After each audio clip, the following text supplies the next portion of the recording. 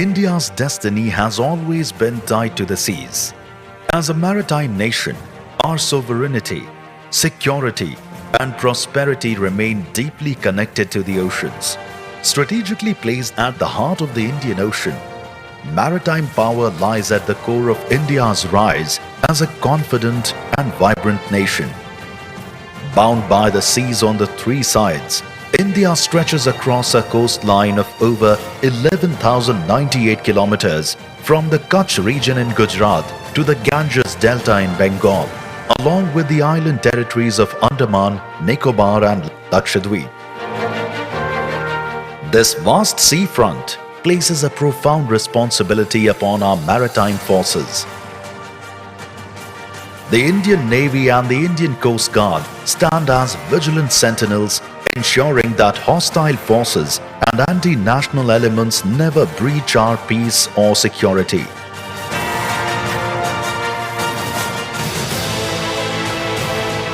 Join me now on a journey inside the Indian Naval Academy, where young Indians, full of hope and ambition, are shaped into naval leaders.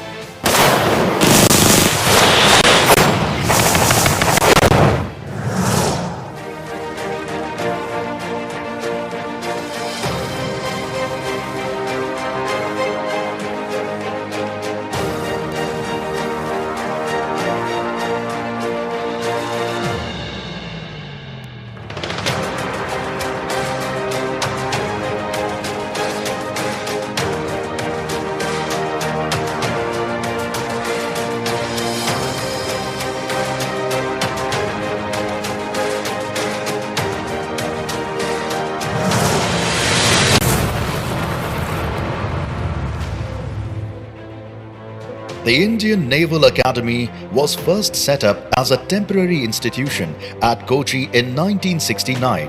By 1978, the Government of India recognized the need for a permanent academy.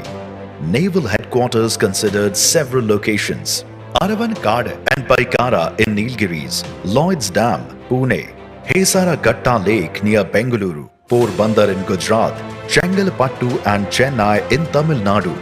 After much discussion, the decision was finally made. Erimala in Kerala would be the home of the academy. In June 1984, the government of Kerala acquired the land, paving the way for a new chapter. To meet the growing number of trainees, the academy was temporarily shifted from Kochi to INS Mandvi in Goa in 1986. On 17th January 1987, the project at Erimala was inaugurated by Prime Minister Sri Rajiv Gandhi. In 2002, the then Defence Minister Sri George Fernandes laid the foundation stone of the Cadets Mess and Squadron. Finally, on 8th January 2009, the Indian Naval Academy was dedicated to the nation by the then Prime Minister Dr. Manmohan Singh. Erimala lies near Payyanur in Kerala's Kannur district, within the historic Malabar region of South India. The name Malabar comes from two Malayalam words, Mala meaning hill and Bar meaning land, literally the land of hills. Erimala too finds its roots in Malayalam language. Eri means seven and Mala means hills, aptly describing the seven hills that dominate its skyline. The Indian Naval Academy is spread over an area of 2,500 acres with a 22-kilometer perimeter, including 7 kilometers of seafront. It is the largest naval academy in Asia. The Ettikulam Bay and Zamorin Beach together form part of the 7-kilometer seafront. Within the campus also lies a stretch of the scenic Kavayi backwaters used extensively for watermanship training. Its exit to the seas lies about 25 kilometers north of the academy.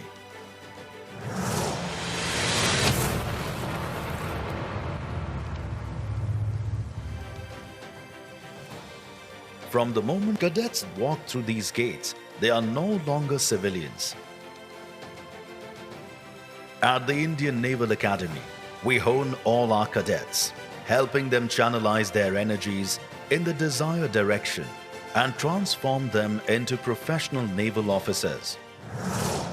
At the Indian Naval Academy, various courses are offered, which includes the flagship 4-year BTech course known as the Indian Naval Academy course. It offers specializations in mechanical engineering, electronics and communication engineering, and applied electronics and communication engineering. The Naval Orientation course is a 6-month program designed for graduation entry cadets as well as cadets from friendly foreign countries. The course familiarizes cadets with naval life, basic seamanship, leadership, and discipline, proving a solid foundation before further specialized training. The Naval Orientation course Extended is a 1-year program specifically for graduation entry cadets. This extended duration allows for in-depth training in naval procedures, overall development, physical conditioning, and exposure to professional naval practices. The short Naval Orientation course is a 6-week program designed for the medical branch and IT graduates. It focuses on introducing trainees to the naval leadership principles and basic military training, tailored to prepare them for their specialized branches. The aim of these numerous programs is to build a strong intellectual foundation, shaping cadets into well-educated and qualified naval officers, ready to face the technological and operational challenges of the future. The inclusion of the Navy service subjects in the curriculum ensures that cadets imbibe naval ethos and lay the foundation of their professional excellence.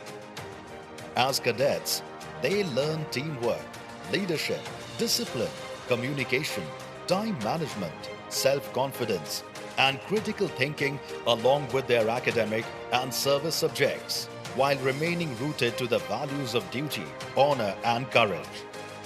As former Honorable President Dr. APJ Abdul Kalam once said, "To succeed in your mission, you must have single-minded devotion to your goal." And this is what we do at the Indian Naval Academy. We make excellence a habit.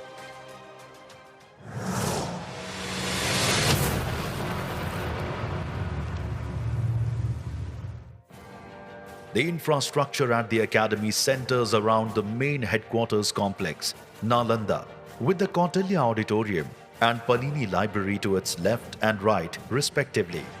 Classroom instructions are conducted at the Bhaskara, Aryabhatta, and Valmiki blocks located on either side of Nalanda.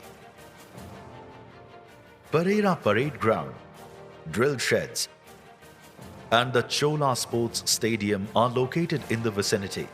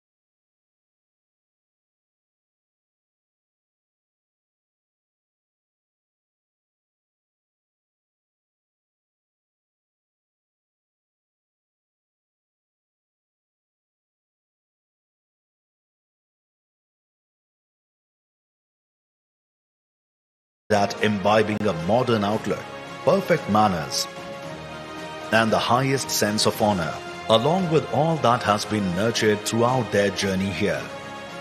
At its core, it is about preparing our cadets to be exceptional naval officers. This is the goal we seek to achieve with every cadet by the end of their rigorous training. And when they finally leave their alma mater, they carry in their hearts fond memories and deep sense of pride. While we stand ready to welcome the next batch of fresh, eager young men and women to begin their new journey. And whenever you meet an ex-INA officer, you will be reminded of this extraordinary, out-of-the-world place.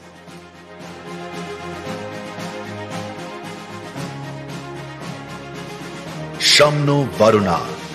Jai Hind.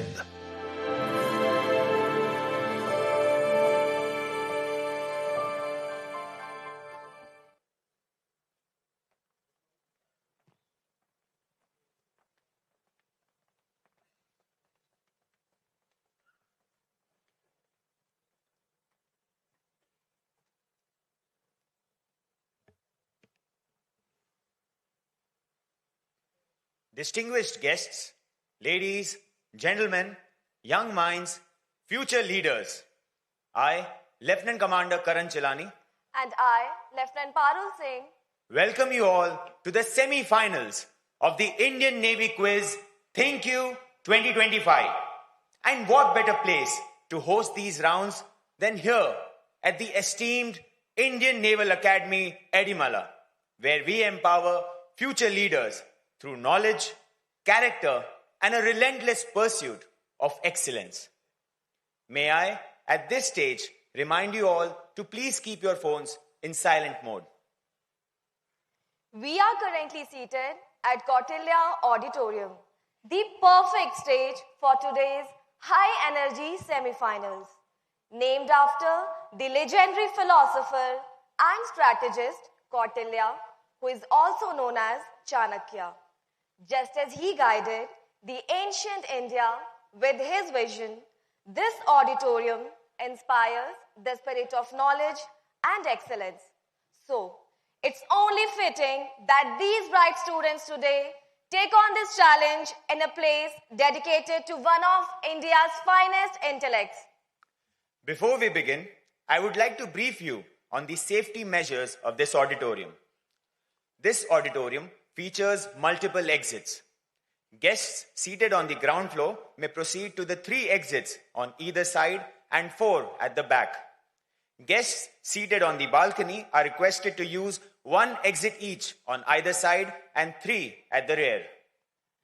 To ensure the safety of the gathering, should a requirement for any emergency arise, I would request you all to stay calm and use the nearest exit. For your convenience, if you need to leave, the restrooms are located on the either side of the auditorium. Moving on with the proceedings for today's event, the semi-finals will be conducted in 2 phases, semi-final round 1 and semi-final round 2, with 8 participating schools in each round.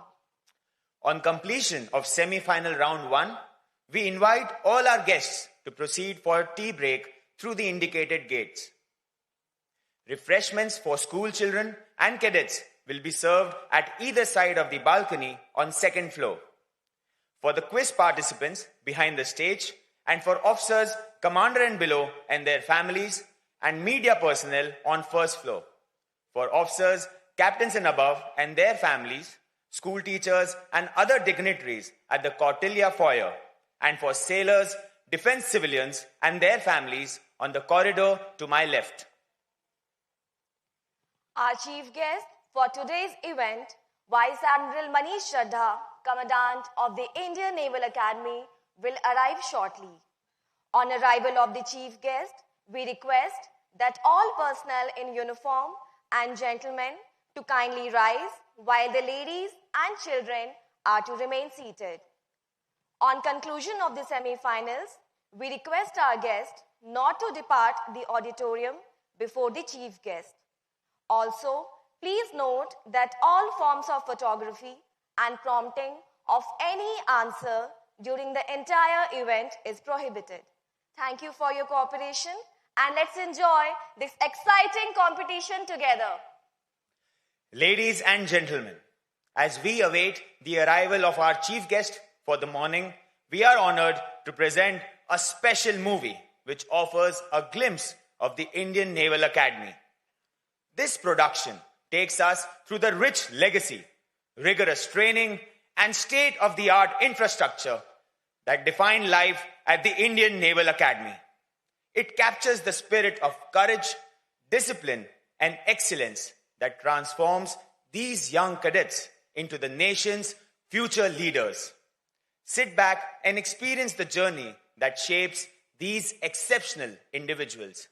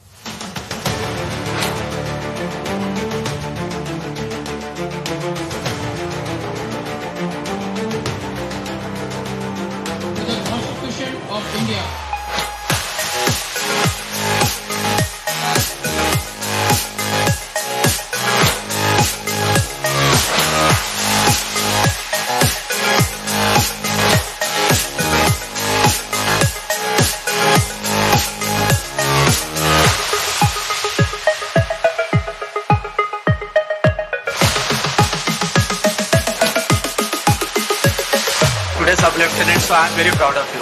मेरे बेटे ने मेरी छाती चौड़ी कर proud of है Navy now, he is a naval officer. I'm so happy, proud of him.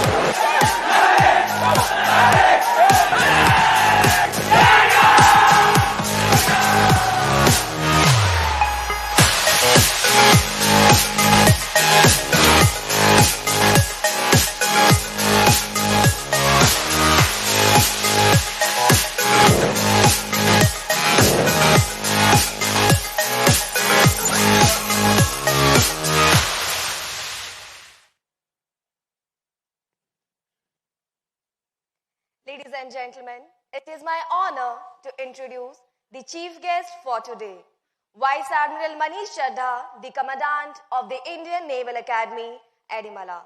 The flag officer took over this esteemed position on 31st of July this year, with a career spanning over 3 decades.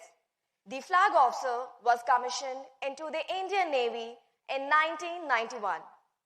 A specialist in communication and electronic warfare, he has commanded a number of key assets, including the Coast Guard Boat Interceptor CGS-05 and Indian naval warships Veer, Kirpan, and Mysore.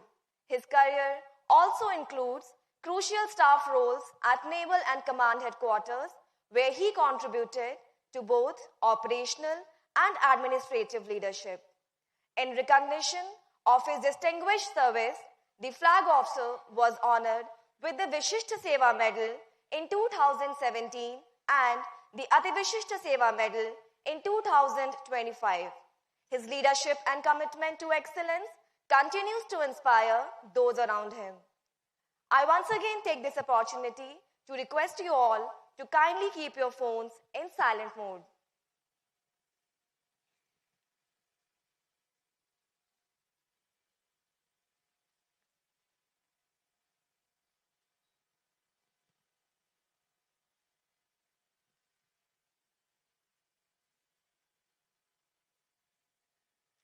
Ladies and gentlemen, we are now awaiting the arrival of the chief guest.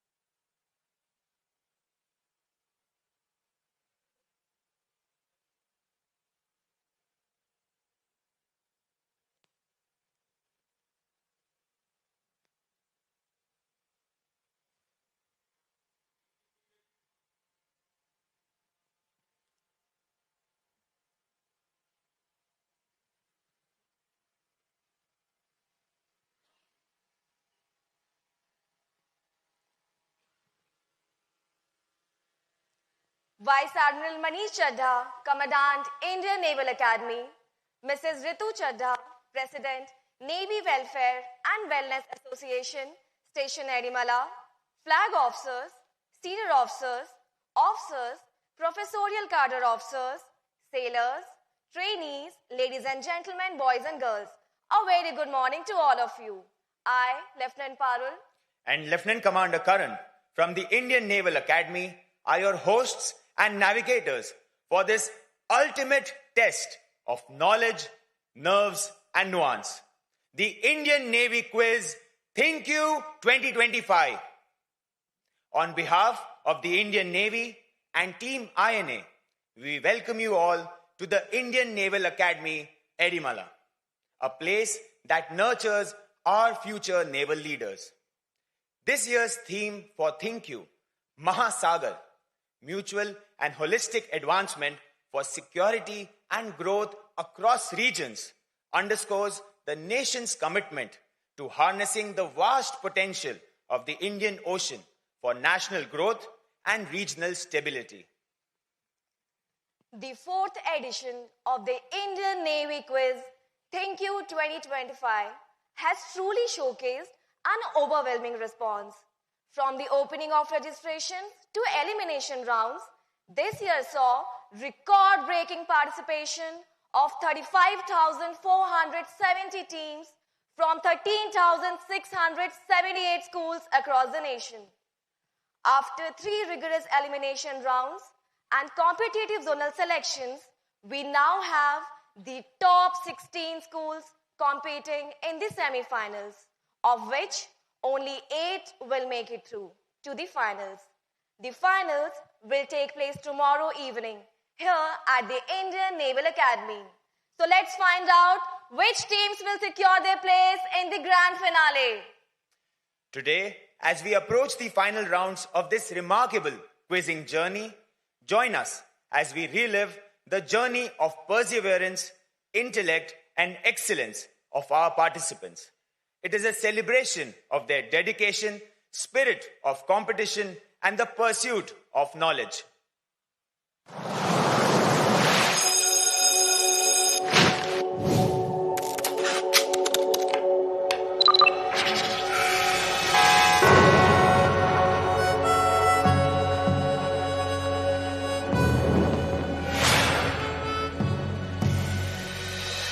It all begins in classrooms across the country.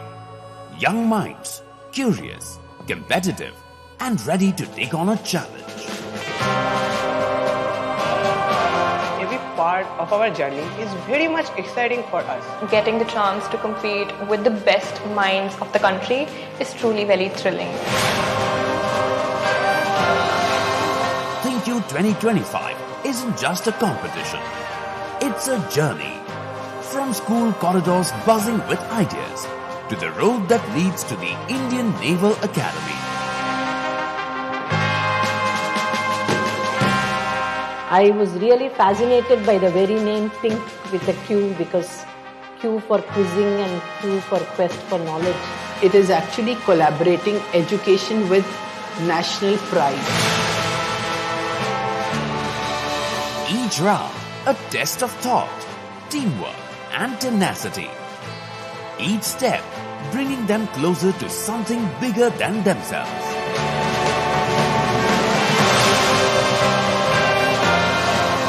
And then, the semi-finals at INA. A place that inspires discipline, courage, and pride.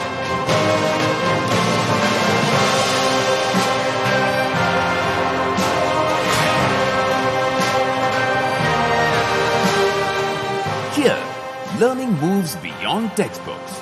Students witness the spirit of the academy. Its discipline, its precision, its sense of purpose. They walk through its iconic grounds, see how cadets train, and experience the rhythm of life at INA. It feels great to be here for THINQ 2025. At INA, I'm looking forward how people live over there, how people get trained over there. If I could describe THINQ in one word, I'd say it's uncharted. Each question throws you into an unexplored ocean, and the thrill lies in navigating these oceans just like Indian Navy themselves. between, there's preparation. Teams huddle together, revising, rehearsing, pushing each other to be better. They explore the facilities, take part in activities, and absorb the values that define this place. Teamwork, focus, and integrity. And when the competition begins, the energy is electric. Every question, every idea, every answer carries the weight of their journey. This is where curiosity meets courage, where learning becomes leadership. Because THINQ isn't just about what you know, it's about how you grow. From classrooms to the country's finest academy, this is where young minds find direction, purpose, and pride. This is the journey to THINQ 2025.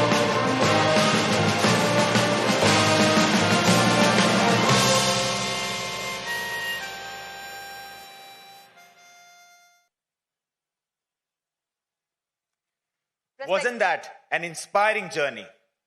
Let's give a big round of applause to our incredible participants who have made it here today, bringing their passion, tenacity, and focus to the THINQ 2025 stage.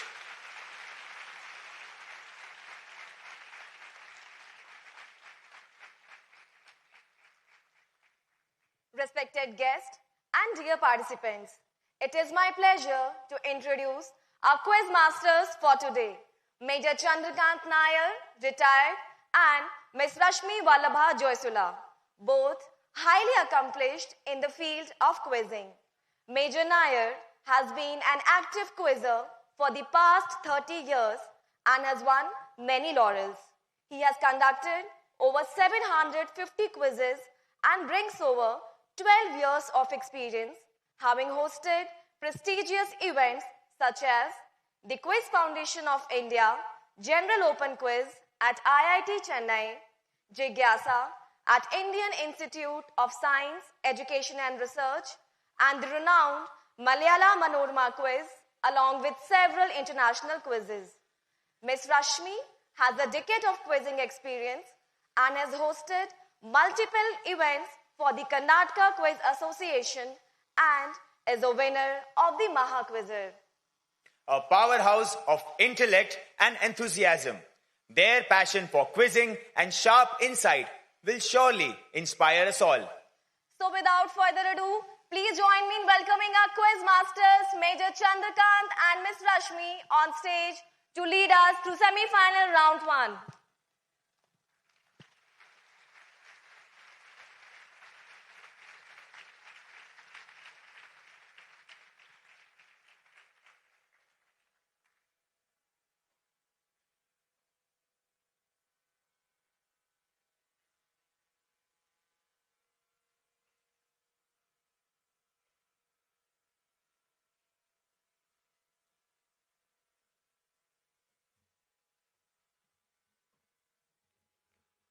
A very good morning to one and all present here. On behalf of the Indian Navy and Team INA, we welcome all of you to THINQ 2025, the Indian Navy Quiz. I'm Major Chandrakant Nair.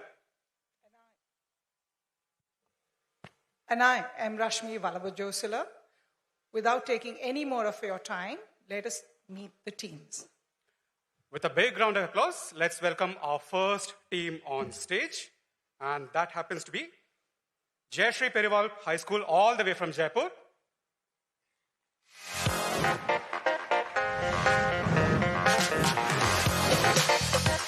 Namaskar, I'm Anirudh Gupta, Class 12, Jayashree Periwal High School, Jaipur.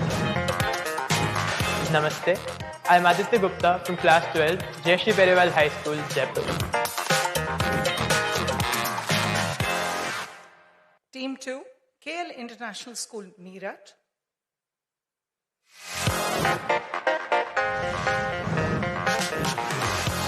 I am Sadik Sharma of Class 12 and an enthusiastic learner of KL International School, Uttar Pradesh, Meerut. I am Priyam Singhal, a student of grade 12 with a strong passion for exploration.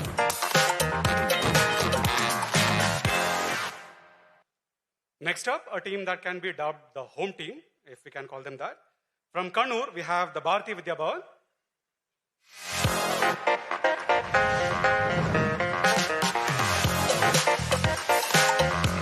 Hello, my name is Milan Deepak and I'm from Bharatiya Vidya Bhavan, Kannur, Kerala. I'm Dhyan Deepak and I'm from Bharatiya Vidya Bhavan, Kannur, Kerala.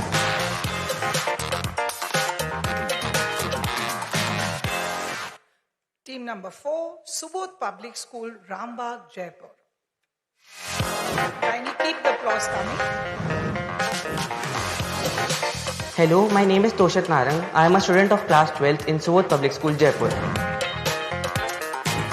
Hi, I am Priyanshi Jaiswal from class 11, Subodh Public School, Rambagh, Jaipur.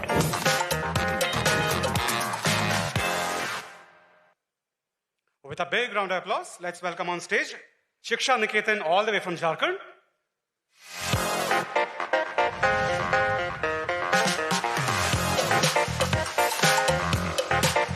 I am Mohammad Sahil from Shiksha Niketan School, Jharkhand. Myself Natik from Shiksha Niketan School from Jharkhand.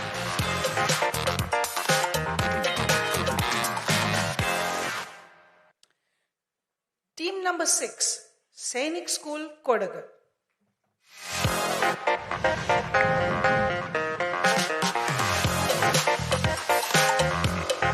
I am Dhruva V. Bharadwaj from Sainik School, Kodagu, studying in class 9. I am Kerry Tachal of Sainik School, Kodagu, studying in class 9.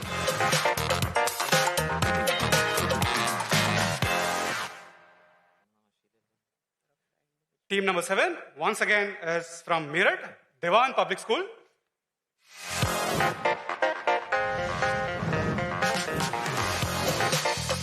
Greetings everyone, I am Aradhya Gupta, a grade 10 student from Dewan Public School, Meerut.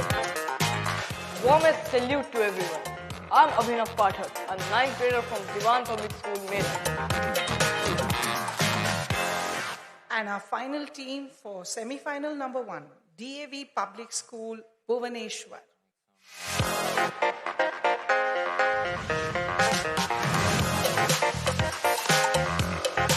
Namaskar, I am Pratyush Dhal, a student of class 10 from DAV Public School, Unit 8, Bhubaneswar. Namaskar, I am Ayan Senapati from DAV Public School, Unit 8, Bhubaneswar.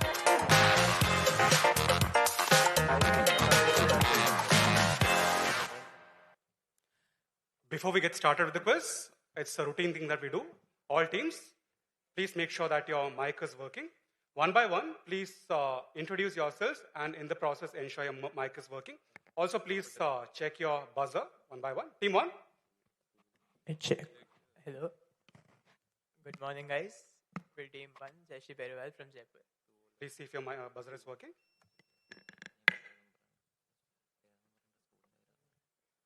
Team 2. Good morning, everyone. I'm Satvik Sharma. And I am Priyam Singhal, and we are from KL International School, Meerut. Kindly test out your buzzer, please. Perfect. Team 3.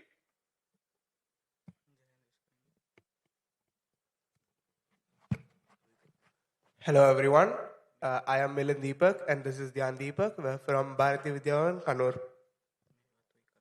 Kindly check out your buzzer, please. Perfect. Team 4. Hello everyone, this is Subodh Public School, Jaipur.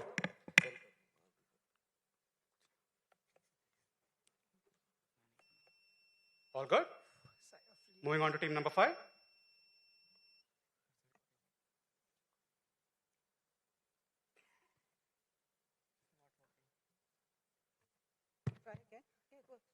Good morning, everyone. I am Mohammad Sahil from Shiksha Niketan School. Perfect. Team number 6.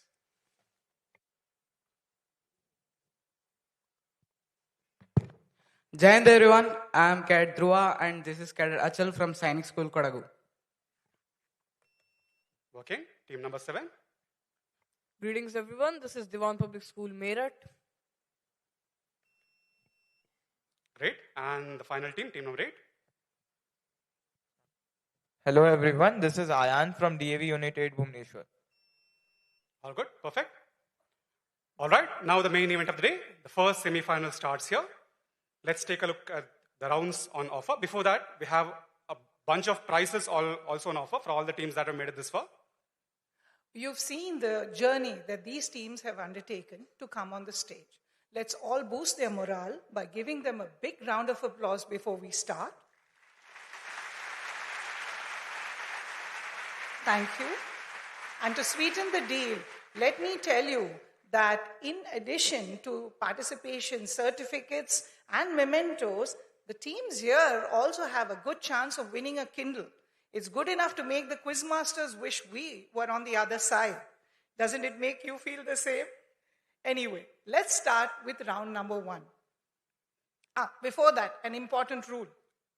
In any competition, be it a quiz, be it an exam, the most important thing, play fair. I'll request all teams, please take the quiz in its right spirit. Please use only your brain and nothing outside to attempt and answer questions in this quiz. With that, we wish you all the very best, and let's get started with the quiz. We have 5 rounds in this quiz. That is, all the quizzes, both the semifinals, will follow the same format. The rounds are named after naval terms, as you can see. Anchors away, learn the ropes, a special round called Mahasagar, all hands on deck, as well as land ahoy. As we go through each round, we will explain the rules clearly, both for the students and for the gathered dignitaries here. Let's start with our first round, anchors away. So the first round, as Rashmi explained, is called anchors away. 10 coxswain wheels will appear on the screen. One by one, you will have to pick a wheel. Once you make your choice, we will click on the wheel and a question will appear on the screen. Each question is worth 10 points. If a team that attempts the question is not able to answer it, the question will pass to the next team, and this will happen until we get a clear answer for the question. Now, one thing you need to do, there is something named buzz and write. So if, let's say it's team 1's direct, and let's say any of you know the answer, you can press your buzzer and show us the answer in writing. But since you're taking a risk, if you get it wrong, you get a -5. The +10 rule applies irrespective of whether it's your direct or a buzz attempt. But if you get it wrong, you get a -5 on the buzzer. Clear? 10 questions, 8 teams. All the best. And please make sure there is a timer that will appear on the screen. Please keep track of the timer. You should be able to answer the question within the time allotted to you. And please make sure we are on a strict schedule here. If you buzz more than once, that will bring forth a negative of -2. Clear? Are we all good to go? All the best. Question number 1. Team 1, please take a pick. Number 5. Let's see what question number 5 is. What you see on your screens is a well-known trophy. It is named Kineo, which means movement and is derived from Greek. It is presented to the winners of a prestigious annual event that happens in Madrid in Spain. Its design takes inspiration from a fundamental motion frequently performed by the players in that sport or in that tournament. What is the specific motion that is recreated through the design of the trophy? Your time starts now. Any of the teams, if you have a guess, you can buzz and attempt this.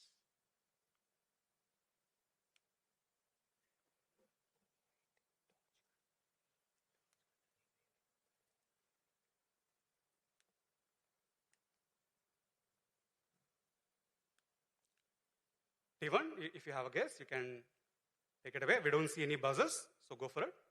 Is it during bullfighting when they wave the flag? So you're saying this resembles the movement of a cape during bullfighting? Very good guess, but unfortunately not correct. Question passes to team number 2.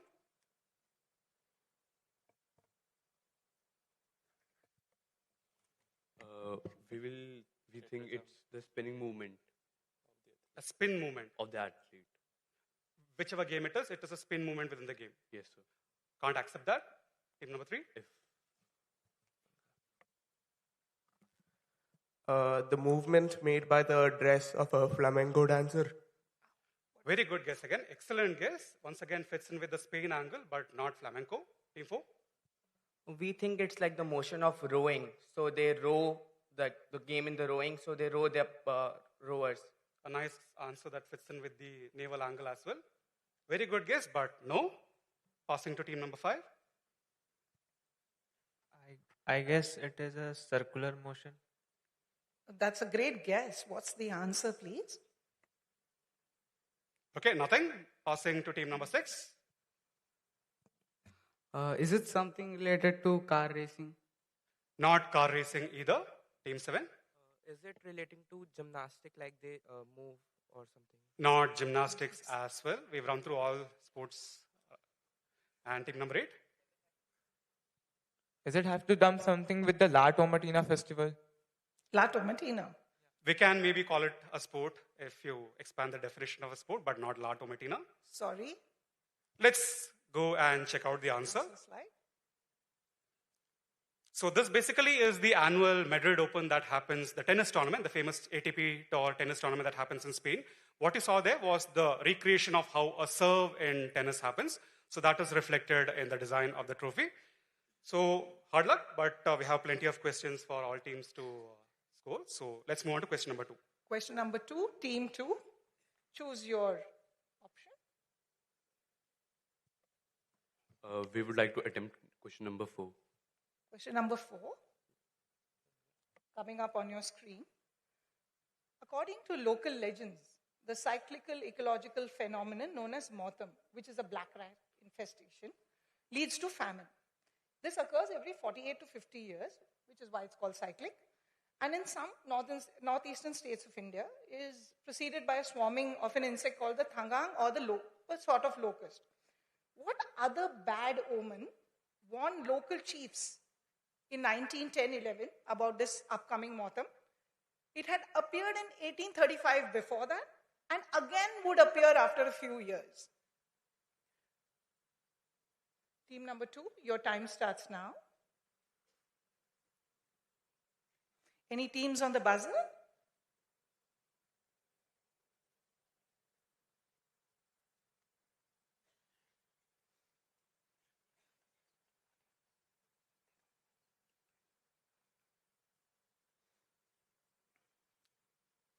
$15 seconds to go.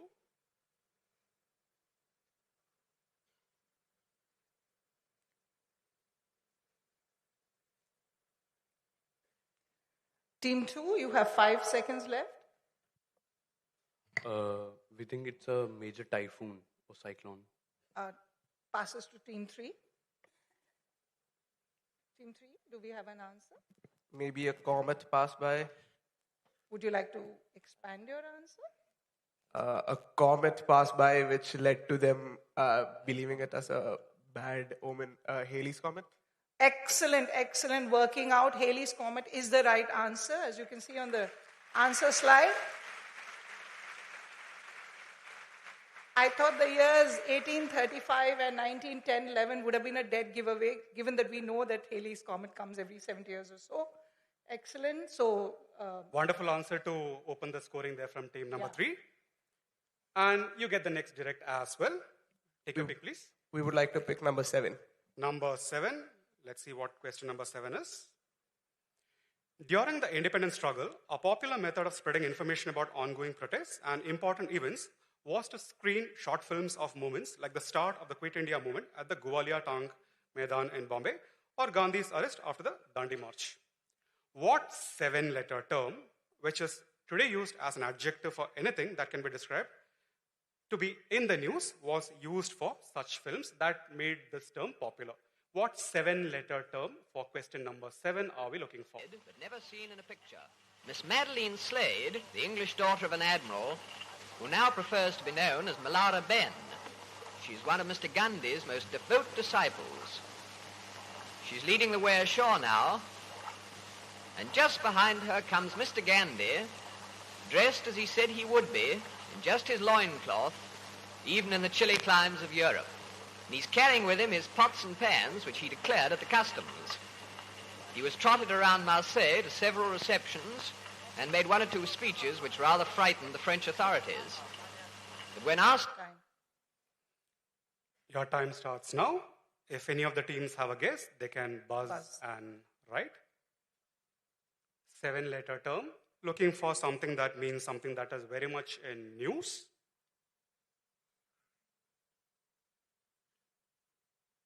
25 seconds to go. Anyone? 1, 2, 3, 4, 5, 6, 7, 8. Other than team 3, any of you can buzz.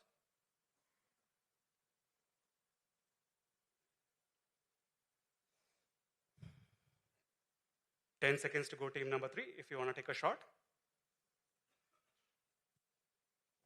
A montage? Montage is 7 letters, but not quite what we are looking for. Team number 4? Is it Gazette? Gazette, as in the document Gazette? No. Team 5? Is it breaking? Good try, but not Not. 7 letters either.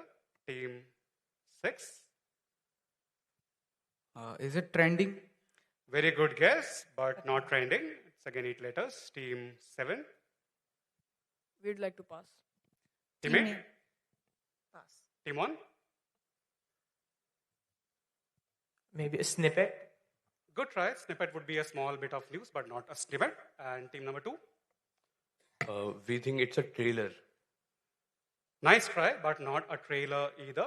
Something that is very much the flavor of the times, something that discusses the topics around us. Therefore, the answer would be topical. We are looking for topical as the answer. This is what popularized the term topical, which means something that is very much in news.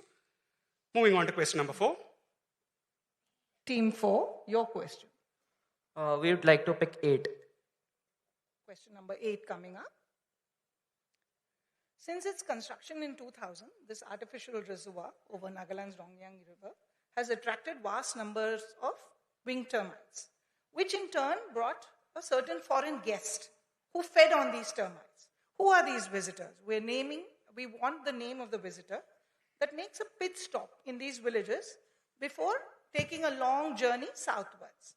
In the recent years, these villagers around this Dongyang River have noticed that the number of these foreign visitors is steadily dwindling. Now, what could be the reason for this dwindling? We need both the name of the visitors as well as a reason for their decline. Your time starts now, Team 4. The visitor is on the screen.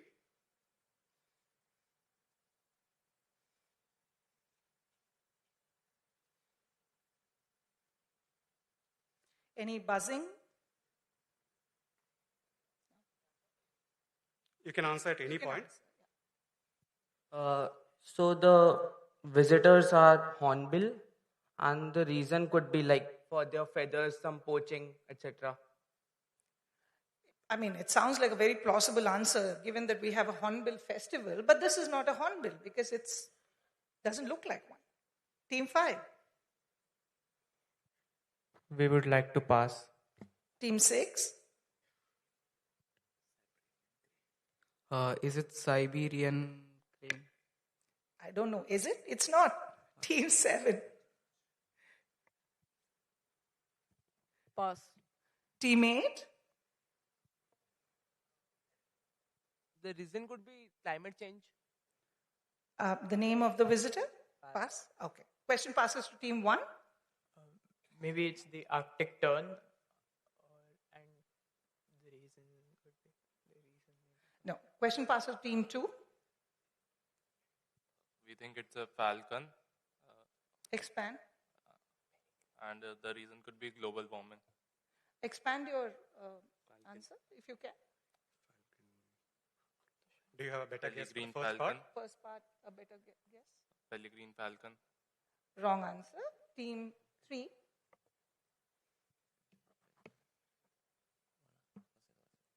We'd like to pass.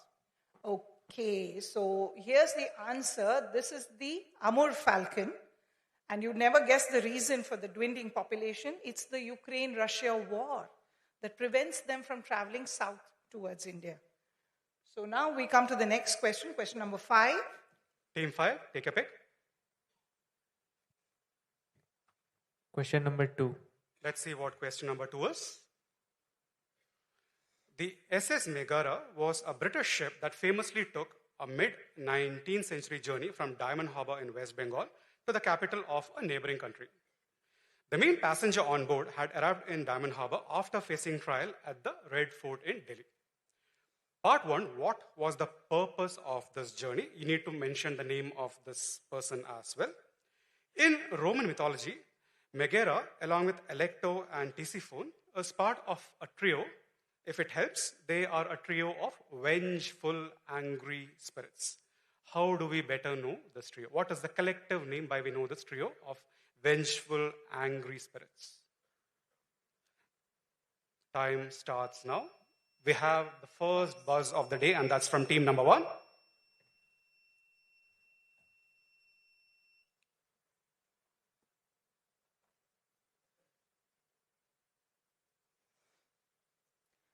Seconds, team 5. We have a buzz from team number 1, but team 5, you can still take a shot within the time allotted. 10 seconds to go.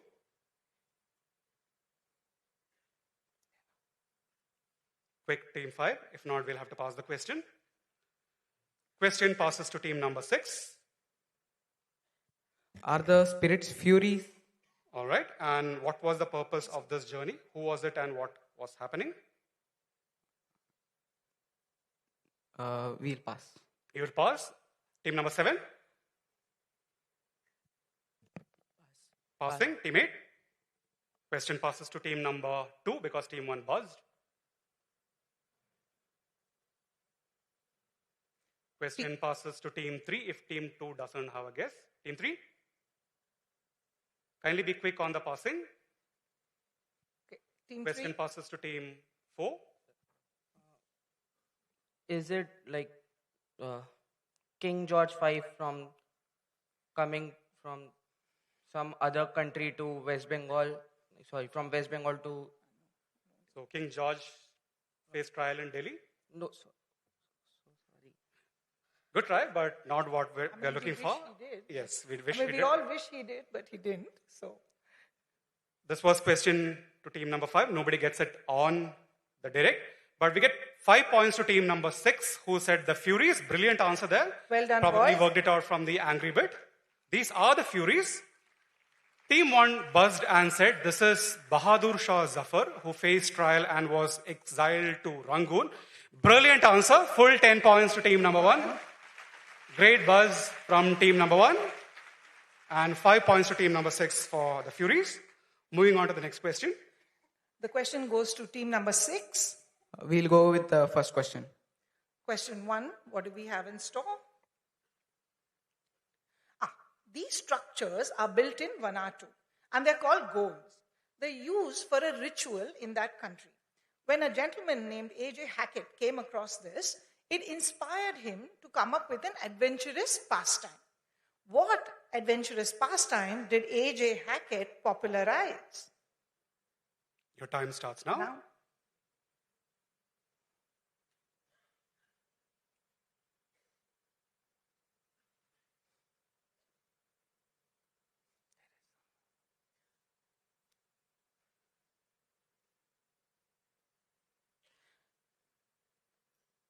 Team 6, 25 seconds.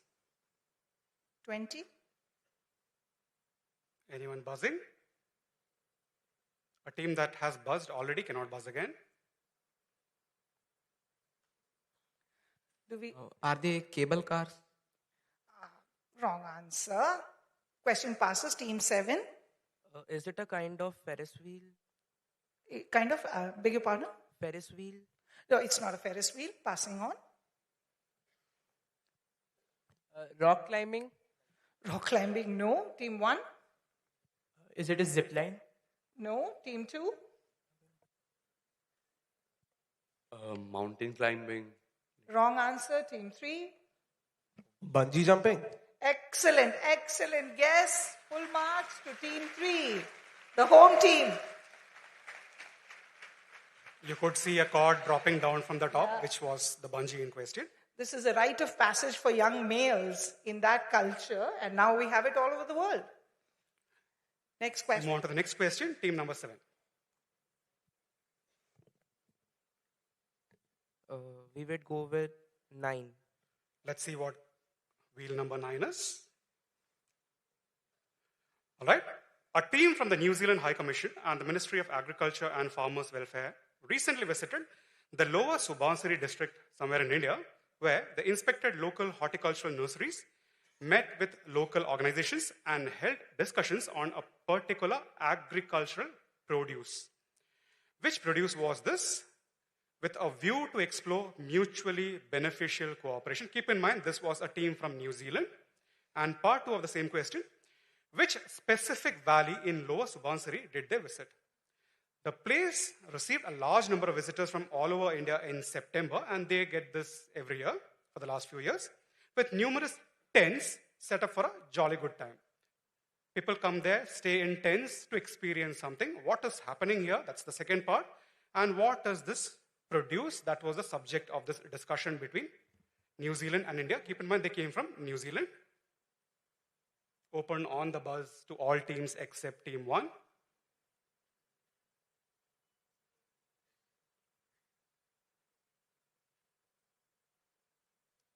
Team 7, you got 25 seconds. Any of the other teams can still buzz except team 1.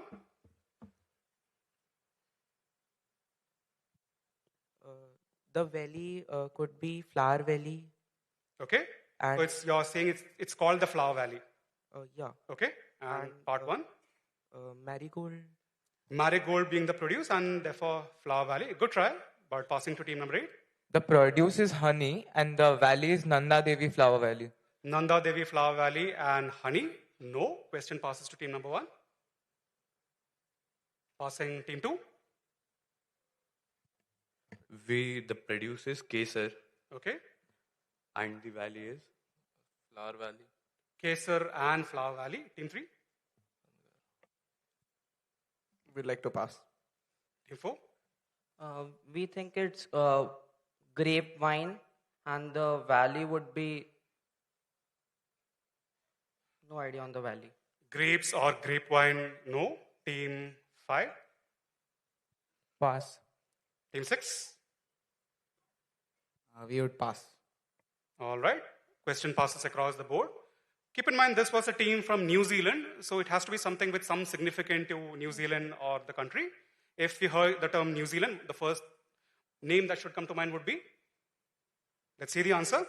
This is the kiwi fruit, and that is what they came to India for. And if you've been following the Indian music scene, this popular music festival called the Zero Music Festival that happens in Arunachal, it happens here, and which is why people from across India and across the world come here and experience this. Moving on to question number 8, the last question of the round. Teammate, your choice. We'll go with 10. Question 10 has already been asked. Sorry, question 10 to teammate. Jyoti Iyaraji suffered a freak knee injury in training, putting a pause on her season. The timing of the incident meant she was unlikely to put together a run to breach the qualification time for the World Championships in Tokyo. And she will likely, as a result of this injury, drop down in the world ranking of the sport. What headline was used by this periodical called The Bridge when describing how she tripped right before the end? So this is right before the World Championships in Tokyo. And she tripped. So what was the appropriate headline? There's a picture of Jyoti as well.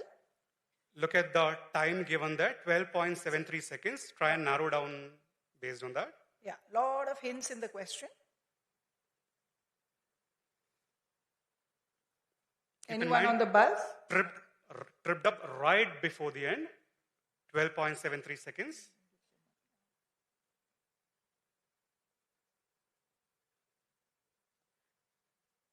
You're at the 25-second mark.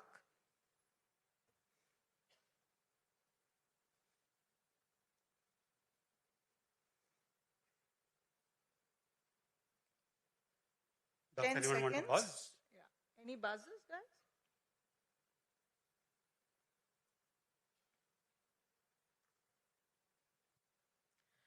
Time's up. Do we have an answer, teammate? Something like jaw dropping. Jaw dropper. Sorry, wrong answer. Team 1? We'll go with the final hurdle. Do you want to expand your answer? She runs in the hurdles, the women's hurdles, so maybe she tripped at the final hurdle or at the last hurdle. That's an excellent guess, and I think we'll give it to Team 1. Here's the answer. The headline, which was very appropriate, said fallen at the last hurdle. So, you were right there. So team 1, well done. Full marks. That's the end of round 1. Let's take a quick look at the scores before moving on to round number 2.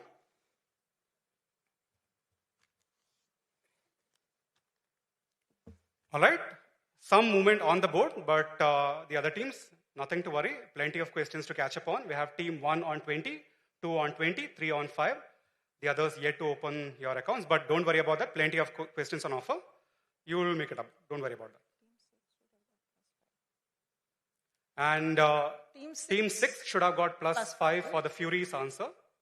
Please check. Kindly update that. Yeah. Okay, so this brings us to round number 2 of semi-final 1, learning the ropes or learn the ropes. This round is a buzzer round. Can we see the rules, please?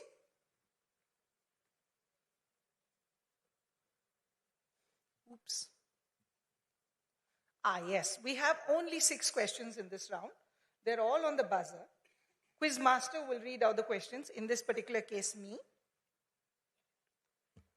The way that the round works is that there will be a question read. Kindly pay attention to the question, after which we'll show you an image. The image will help you answer the question. The time starts after that. Think before you buzz. Each question is plus 8 or minus 4. After you answer, we'll give you the points. And teams will get only 30 seconds to answer. So this question does not go to any particular team. Please note, if you know the answer, buzz. Okay, good to go. Teams ready? Yeah? Check if your mics are working and all. Good to go? Right. Which Mughal emperor has been portrayed on screen by these 4 actors? Pictures coming up on the screen now. These 4 actors portrayed a particular Mughal. Okay, we have team number 6. Is it Aurangzeb? Excellent. Full marks, team 6. Oh.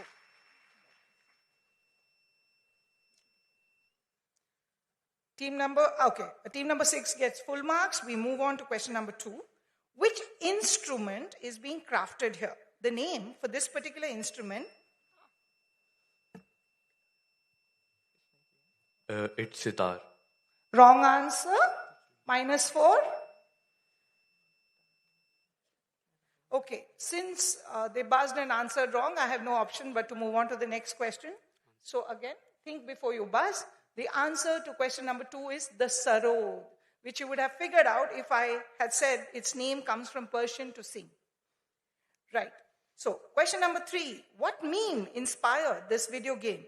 This is used to indicate everything is all right, even in bad situations. Here's the image. Team 3? This is fine. Correct answer, team 3. This indeed is a fine answer. Fine answer indeed. Yes, well done, Major. The 4th question of this quick round.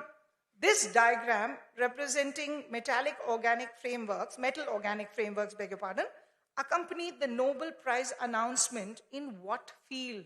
Take a look at the image. Yeah. Team 7. Chemistry. Correct answer. Full marks. Team 7. Who is the only Indian to have represented India in this sport? Image. Anybody on the buzzer? Team 1. It's Shiv Kesan. Palluj. Don't tell me the university, just tell me the person's name. I think you're in the ballpark. It's Shiv Kesavan or Kesan. 10 marks. Plus 8. Well done. Full marks. The last question in this round. Come on, teams 4, 5. I haven't heard from you yet. Which natural wonder features in this logo inspired by a Japanese painting? Here's the image.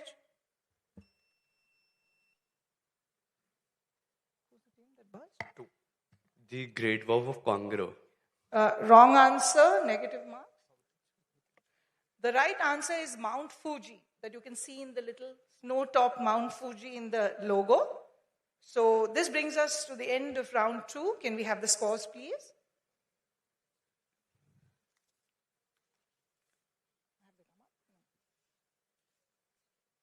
Scores coming up shortly. A lot of movement in this round. Let's see how the scores are stacked. We got Team 1 still on 28 points, Team 2 also on 28, Team 6 on 13, Team 7 on 8. 3 teams yet to open their accounts and 1 team currently on -4. But again, nothing to be worried about. Plenty of questions lined up for you to make your mark. This brings us to the third round of the quiz, which is a very special round called the Mahasagar round.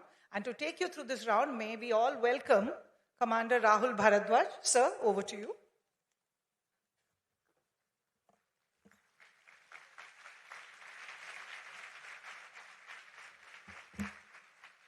Thank you, Major Chandrakant and Ms. Rashmi. A very good morning to the lovely audience today. I genuinely hope you've been having an exciting time as I have backstage. I will be conducting the round Mahasagar, which is an initiative started by India very recently, and it is in tandem with the theme for THINQ 2025. Without any delay, let me jump into the rules for the round.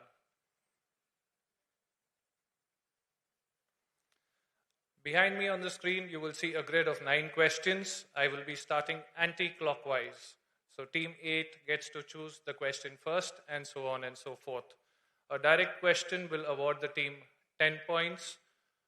In case the question goes unanswered or gets an incorrect answer, the remaining 7 teams get the opportunity to buzz and give the right answer. However, the teams buzzing and giving the answer would get +8 or -4 in accordance with what their answer actually is. The team with the direct question would get 40 seconds to give the right answer. With that, may I have the grid on screen, please? Team 8. We'll go with 1. Question number 1 would be: trade for development and capacity building for sustainable growth are 2 of the 3 key principles listed under Mahasagar in Prime Minister Shri Narendra Modi's remarks. Name the third.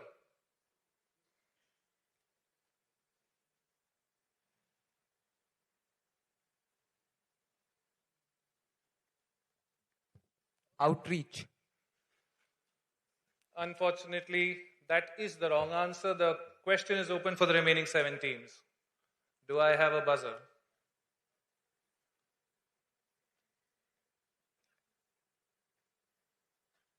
There is a lot of action going on in terms of discussion, but I don't see anybody with a buzz. All right, I think time's up. 5 seconds to go. And time's up. Unfortunately, I didn't get the right answer here. The answer for the question is mutual security. With that, I move on to Team 7, which is the team from Diwan Public. We will go with 5. Question number 5 on screen, please. Indian Navy's INS Sunana was deployed as Indian Ocean Ship Sagar with the aim of consolidating the Indian Navy's stature as the preferred security partner and first responder in the Indian Ocean region and advancing the vision of Mahasagar. What class of ship is INS Sunana?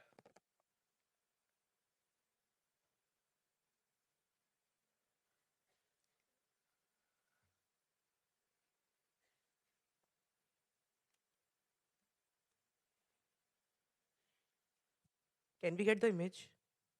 Can I have the image on screen, please?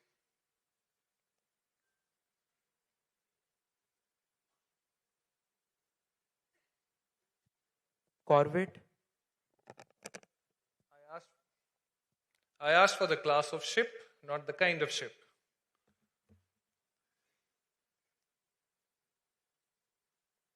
There is a lot of discussion there. I think we might just have the right answer. INS, matlab, the class. Survey vessel.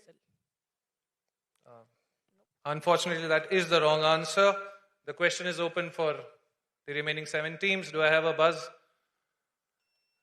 And I have one from the Scenic School boys. Is it Abhay class corvette? Unfortunately, you have the wrong answer. We will move on to the next question after I give you the answer for this question. The answer is Saryu class. With that, I move on to the Scenic School, Team 6. And your lucky number is? We'll go with 7. And they have chosen the luckiest number. May I have question number 7 on screen, please? To signify India's enduring partnership with the island nations of the Indian Ocean region, Mahasagar was launched from Mauritius to symbolize India's friendship across the oceans and its expanding vision for regional unity. When was Mahasagar formally announced? I'm expecting the month and the year in the answer. 2023 May. Is that a guess or have you read that somewhere? Guess. Unfortunately, it's the wrong answer. I already have a buzz from Team 8. November 2023. Unfortunately, that is wrong. Also, it is not 2023 itself. And the answer, ladies and gentlemen, is 12th March 2025. I gave you a hint right at the beginning when I introduced the round. It was earlier this year. With that, we move on to the next team, which is Team 5, Shiksha Niketan. Your number would be? 9. Lucky number 9 for them, please. And the question is, as part of India's Mahasagar Aligned Outreach, IOS Saga visited key littoral countries to reinforce maritime partnerships in the Indian Ocean region. The vessel made one such port call at which city of Seychelles? You have an image giving you a clue of the city. It does look lovely. A holiday destination, if I may say so.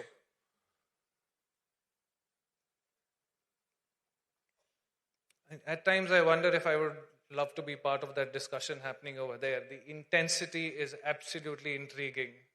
I can't hear a word what they're discussing, but I must say, just look at them there. Absolutely intriguing, and they still have 20 odd seconds to go. Nerve-wracking at its best.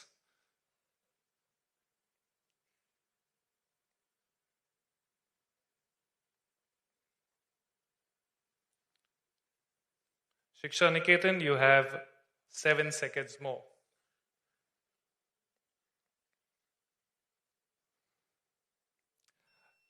And I have a buzz from Subodh Public School. Port Victoria.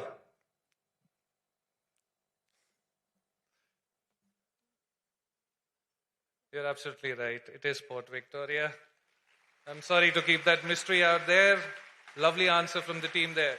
Moving on to Subodh Public School, and your choice of question is? 4. Question number 4 on screen, please. IPOI is an initiative launched by Prime Minister Shri Narendra Modi on 4th November 2019 at the 14th East Asia Summit in Bangkok. This initiative provides first-order specificity to India's maritime policy, the essence of which is brought out in Mahasagar. What does IPOI stand for?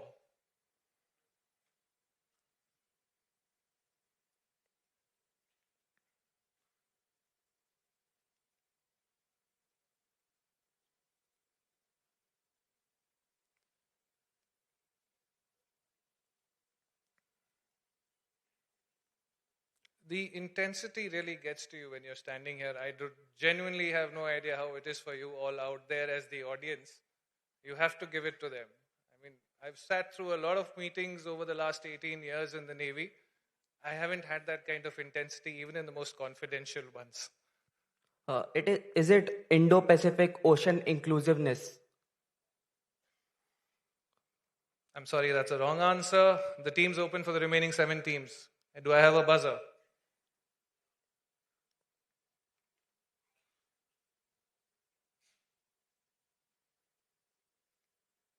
Some discussions happening, no answers coming though. Okay, I have Jayashree over there, a thicker discussion happening. No luck, not guessing. All right, time's up. The answer is Indo-Pacific Oceans Initiative. You were quite close there, so both public, unfortunately not close enough. With that, we move on to Bharatiya Vidya Bhavan. Your choice of number is? Number 3. Number 3 for them, please. And the question is, Prime Minister Shri Narendra Modi announced the Mahasagar Initiative during his visit to Mauritius on their National Day. Which award was conferred on the Honorable Prime Minister during the visit by the government of Mauritius? You have an image of the medal as a clue.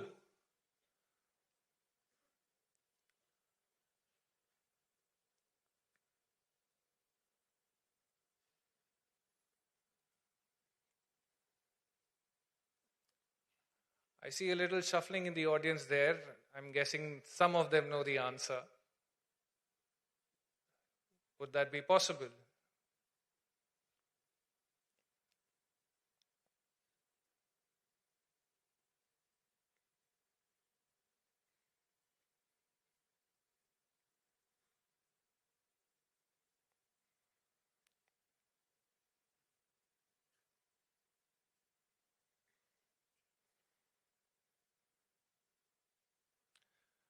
Time's up, Bharti Vidya. Unfortunately, the question is now open for the remaining 7 teams. Do I have a buzz?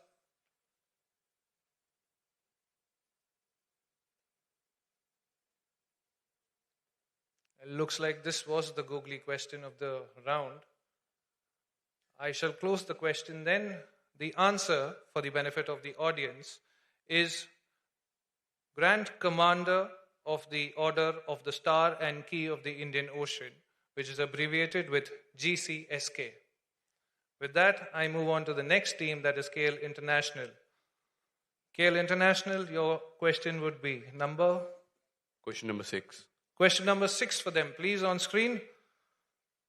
The Africa-India Key Maritime Engagement 2025 marked a significant step in strengthening maritime cooperation between India and African nations. What is the Sanskrit meaning of the acronym of this exercise?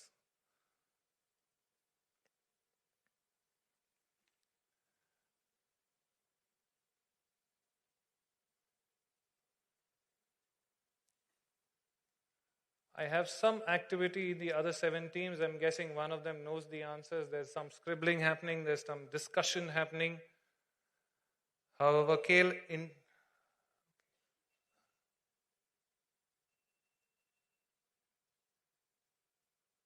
was that a buzz from someone? I guess that wasn't. Yes, Kale International. Security.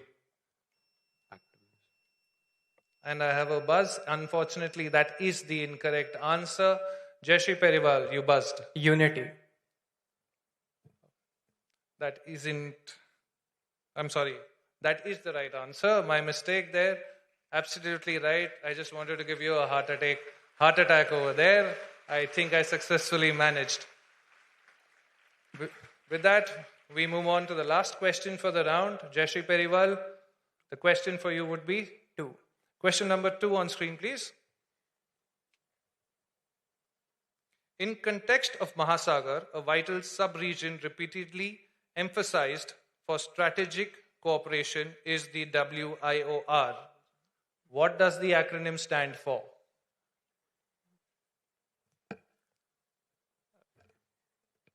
You have an image indicating the region, giving you a hint. The West Indian Ocean region. You're close. Western Indian Ocean region. Absolutely right. Big round of applause for them, please, ladies and gentlemen. It is the Western Indian Ocean region. With that, I come to the end of my round. May I have the scores for the teams, please?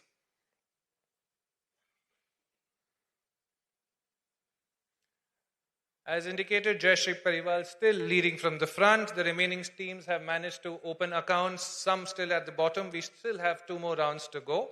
With that, I hand over to our brilliant quiz masters, Major Chandrakant and Miss Rashmi. Thank you very much.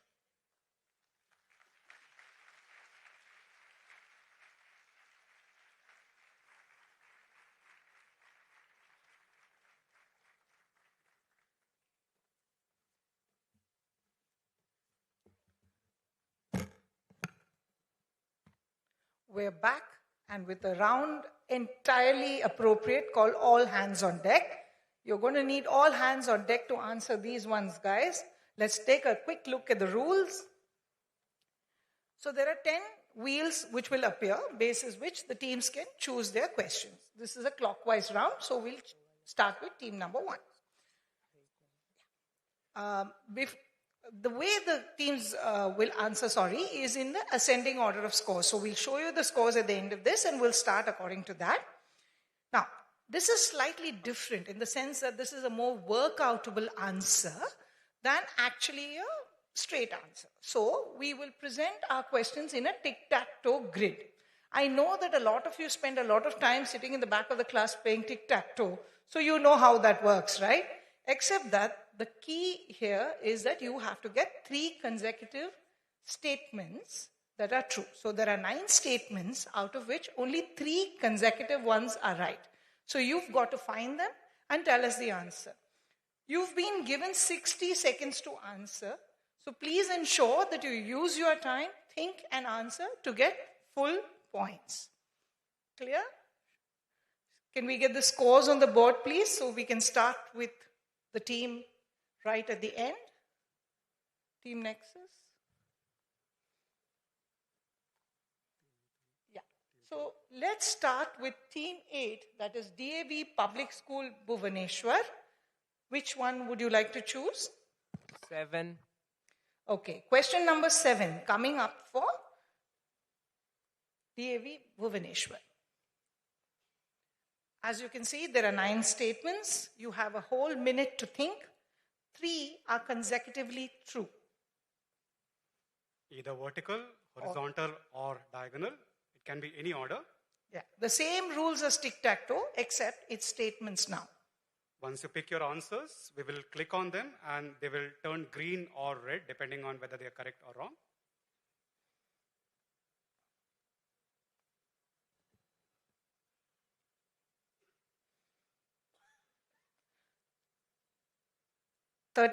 You've crossed the 30-second mark. You have 30 more seconds to go before I need an answer, Team 8.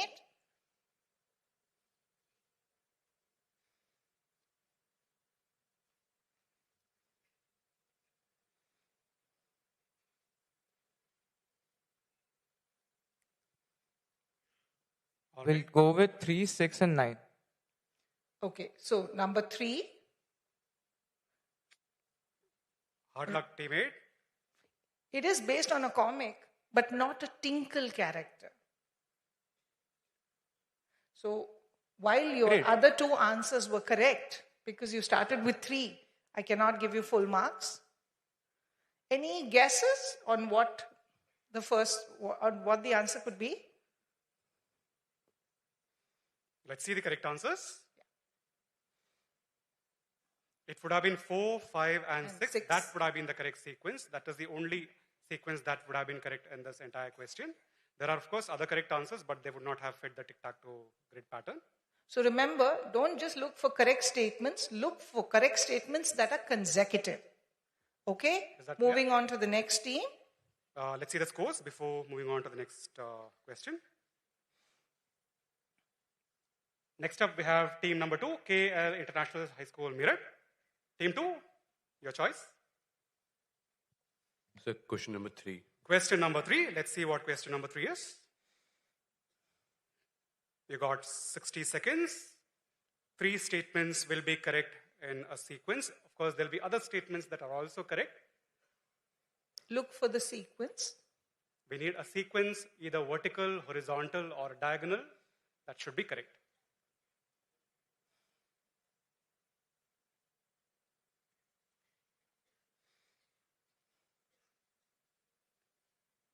20 seconds gone.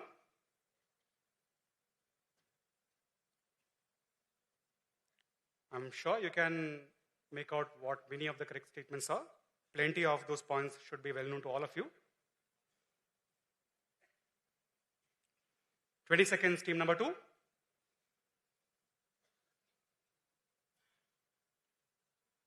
$15 seconds to go.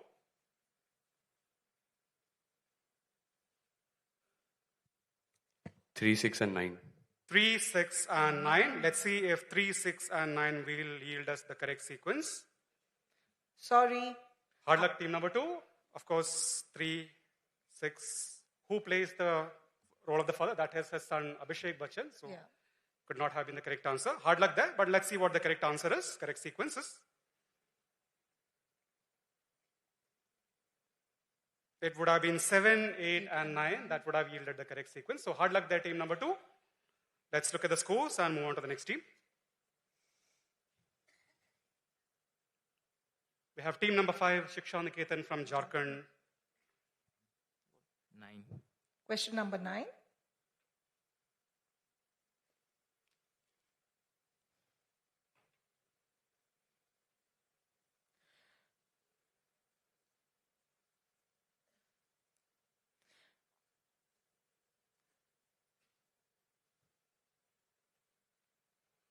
Take the full 60 seconds, think and answer.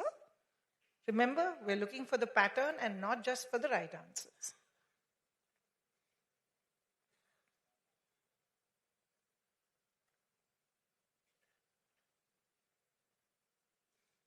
$30 seconds to go.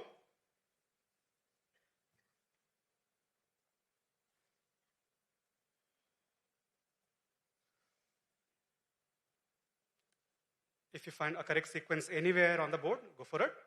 15 seconds.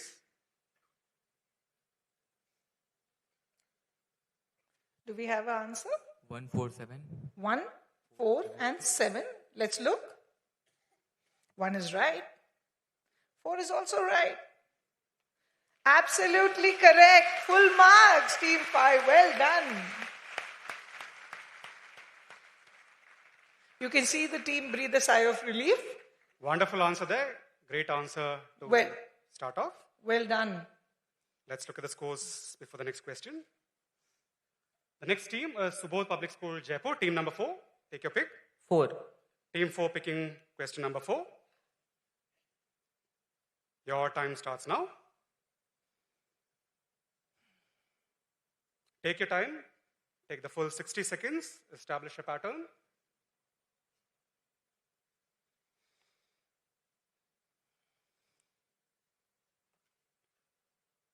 Based on what you know, try and quickly rule out what might be wrong.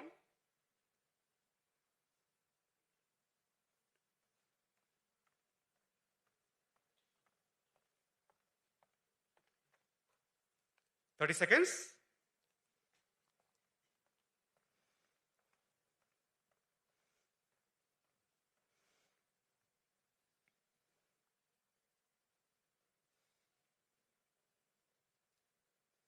Just about 15 seconds. 3, 6, 9. 3, 6, and 9 is what you're going with. Let's see if 3, 6, and 9 are correct. FC Barcelona's Youth Academy is the La Masia, which is known as the farmhouse, correct? State Animal of Nagaland is, of course, the Mithun, correct? Let's see if team number 9 is answer number 9. Brilliant answer there. Absolutely done. A Tale of Two Cities, set during the French Revolution in London and Paris. Those are the two cities in the Tale of Two Cities. Great answer, team number 4 there. Very well done. Let's have the scores. After team 4. Next up, we have team number 7, Diwan Public School, Meerut. We will go with 2. Okay, grid number 2 for team number 7. Your time starts now.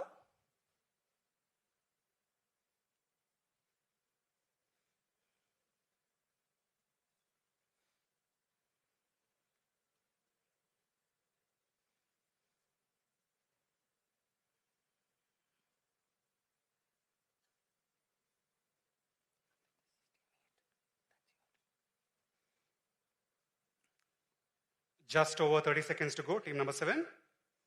But you can take the full 60 seconds if you want.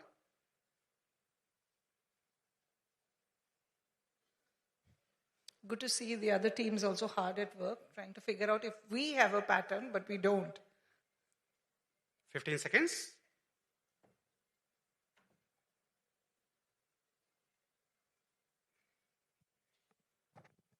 1, 4, and 7. 1, 4, and 7. Let's see.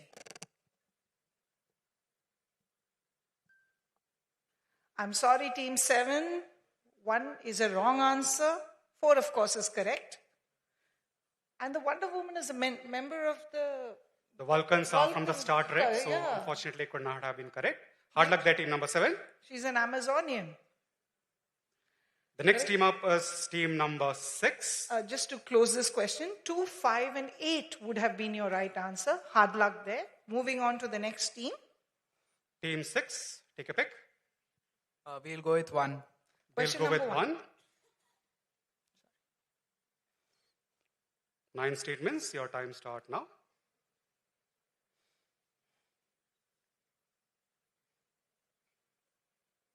Try and quickly rule out what might be wrong.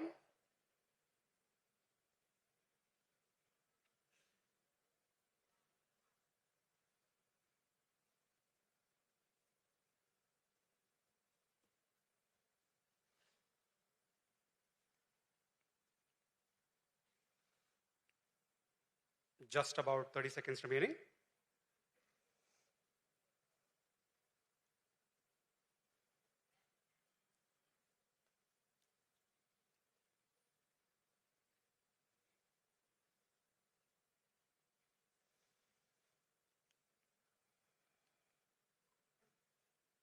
Team 6, we got just about 10 seconds to go.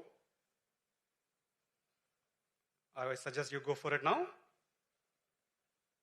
Yeah, team 6, we need an answer. 2, 5, 8.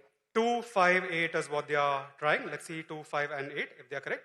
2, absolutely right. Fantastic. 5 also right. Oops. Hard luck, team number 6. If you've been watching La Liga, Athletic Bilbao decked up in red and white and not in yellow.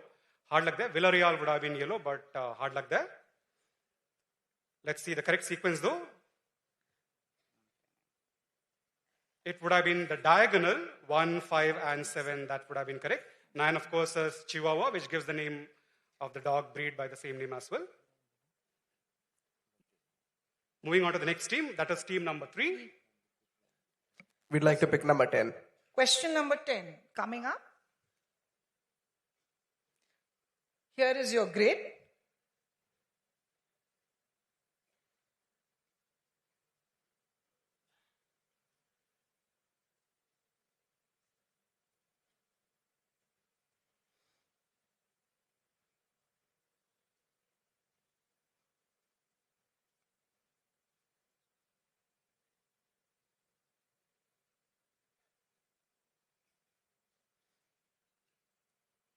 A little more than 30 seconds.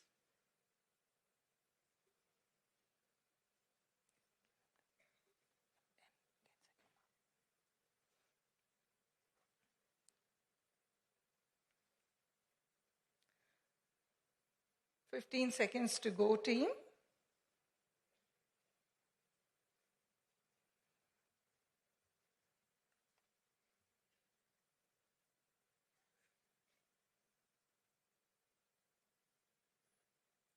We need your answer now. Team 3. Quickly, team 3. 1, 2, 3. 1, 2, and 3. Let's check. Ooh, 1 is right. 2 is also right. Oh no. The Lent ends on Good Friday, so it obviously doesn't begin on Easter Sunday. Let's look at the right answers then.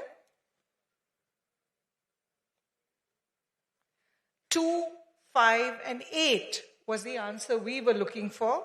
Tough luck there, boys. And the final team to make their pick is team number 1. 5. Team 1 going with wheel number 5. Your time starts now.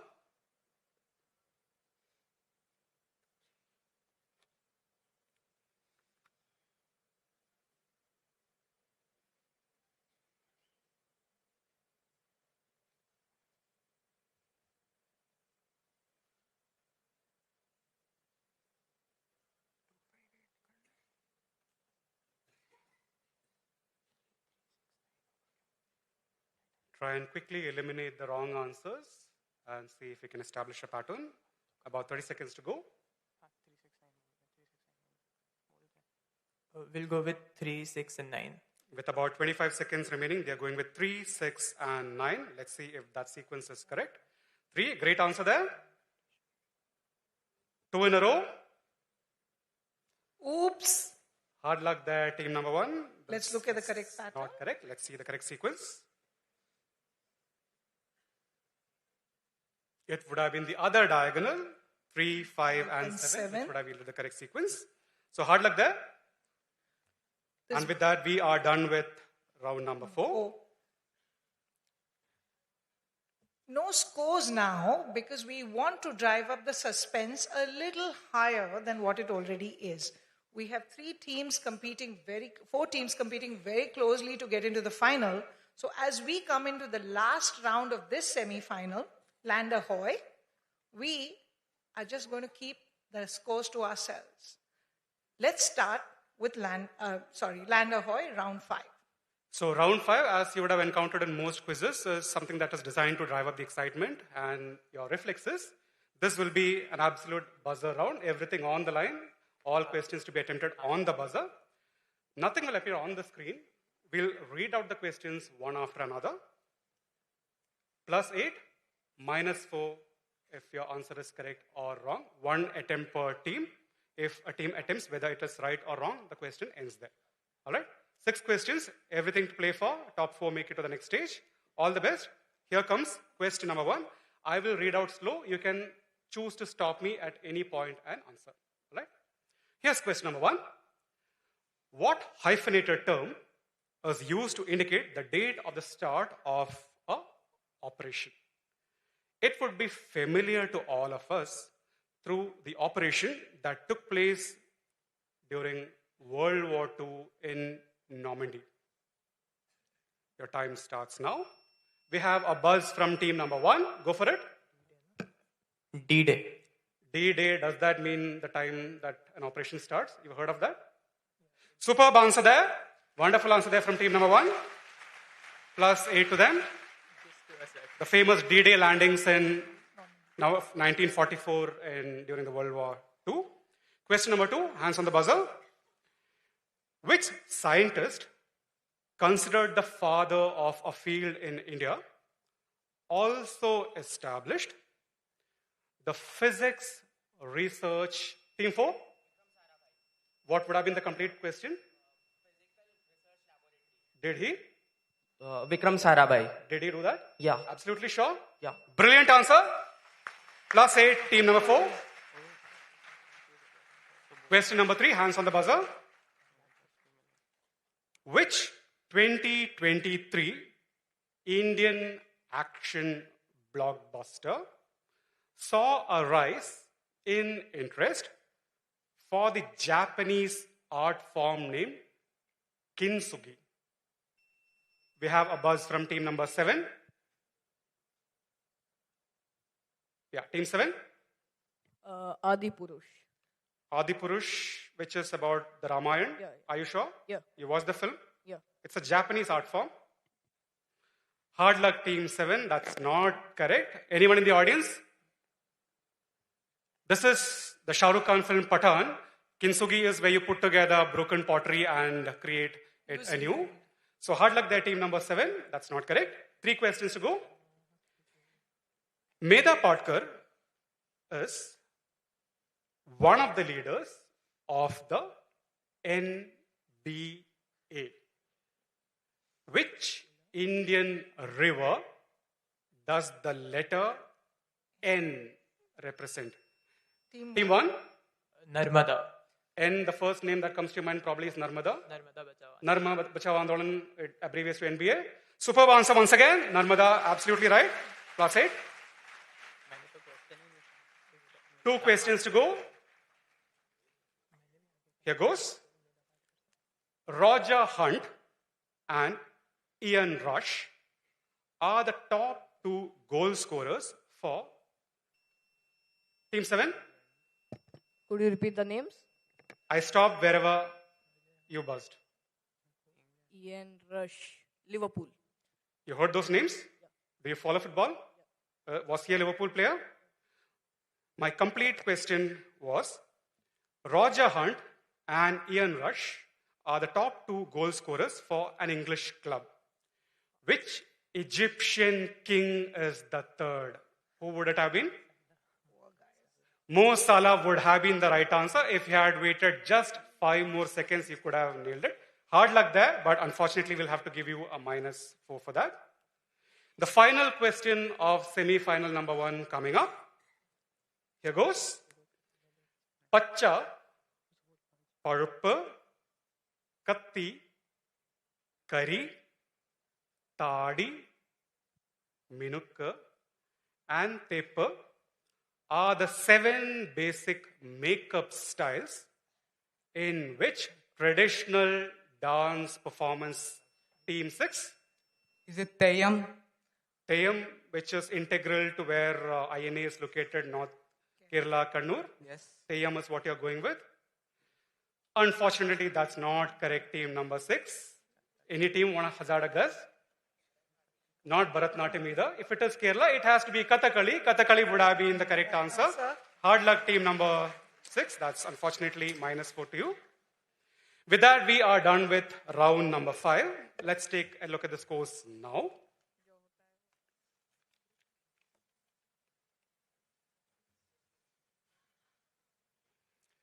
With all 5 rounds done, we have Team A, DV Public School, Bhubaneswar on -4.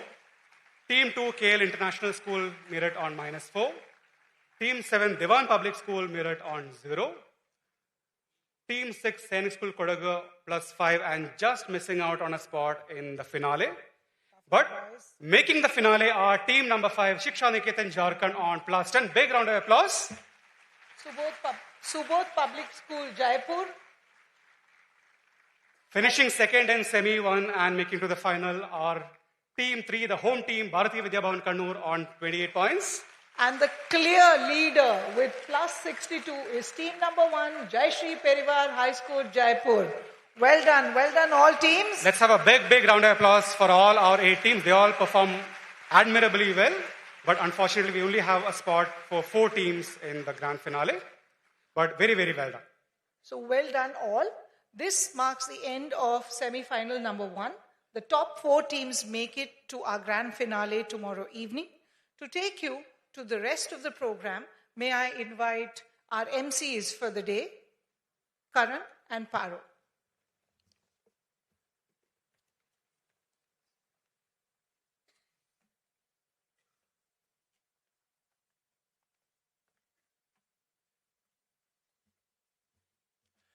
Thank you, Major Chandrakant and Miss Rashmi and all our participating teams for a nail-biting and high-stakes semi-final round 1. Ladies and gentlemen, let's have another huge round of applause for them.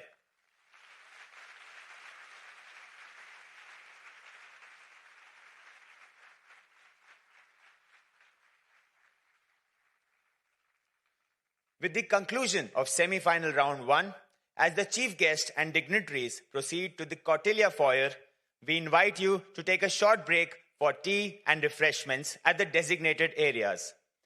We will reconvene shortly, and I request all our guests to be kindly seated by 11:30 a.m. for semi-final round 2. So enjoy the break and be back on time as we have another exciting contest ahead. Thank you.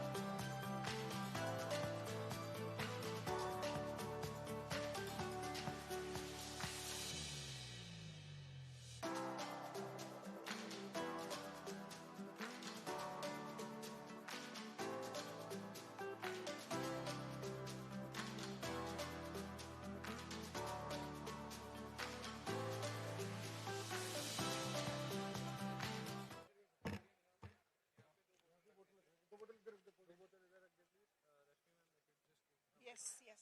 दे दो. Yeah, we're just taking photos.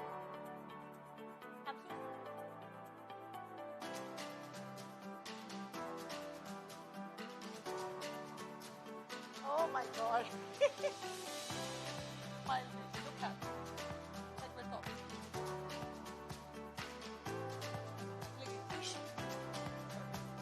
Let's put this on.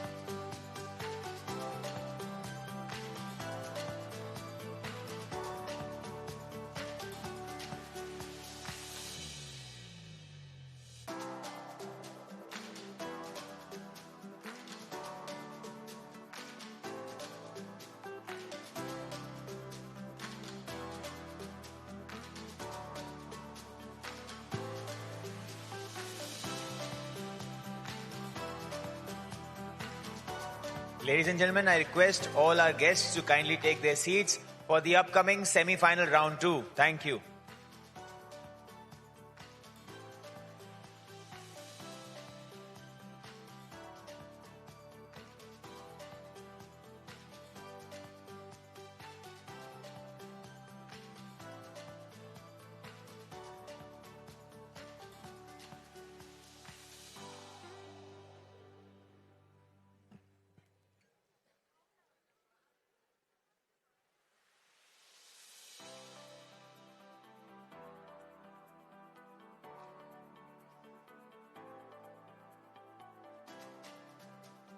Hello, check.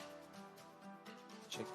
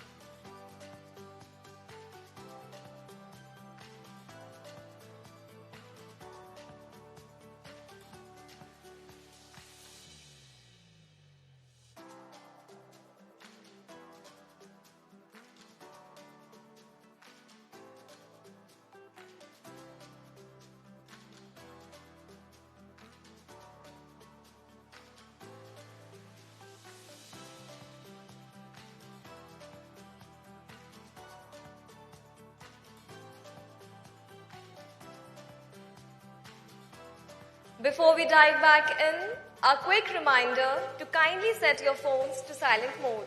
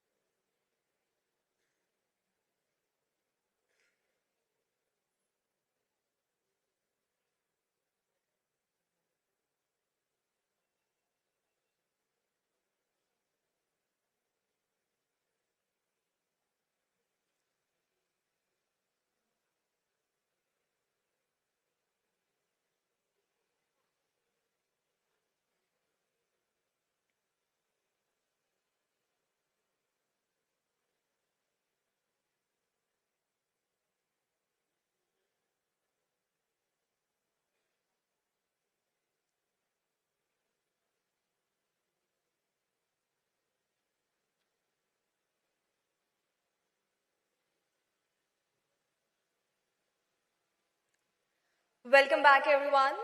I hope you all had a refreshing break.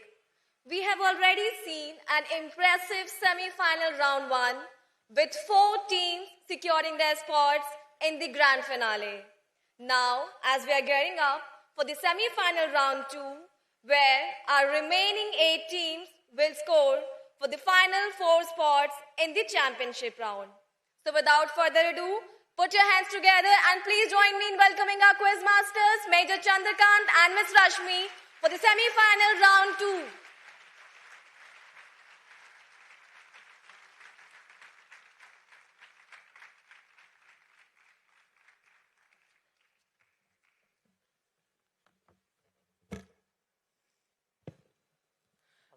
Welcome back, everyone.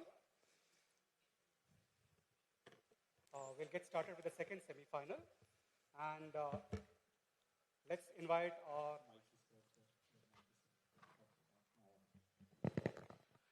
invite our 8 semi-finalists one by one. Put your hands together for St. Anthony's Public School, team number 1.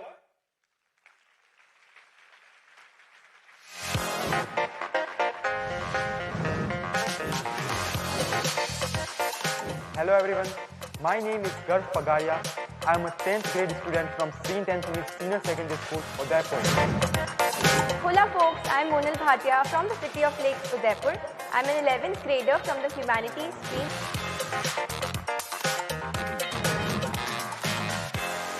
Team number 2, Padma Sheshadri, Bhal Bhavan, Senior Secondary School, Siriseri.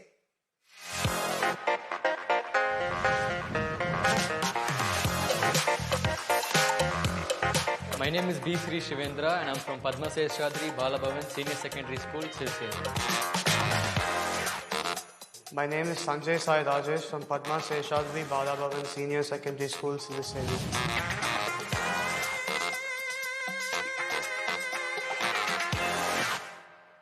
Next up on stage, please welcome Vidya Mandir Senior Secondary School, all the way from Chennai.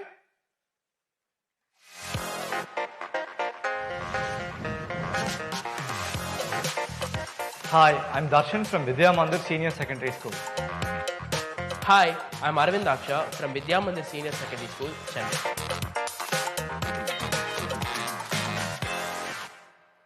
Team number 4, Cambridge Court High School, Jaipur.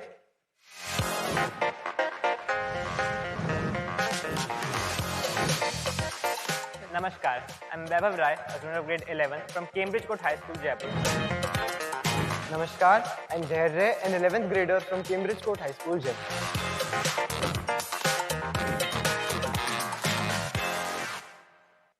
Please put your hands together for Springdale Senior School, all the way from Amritsar.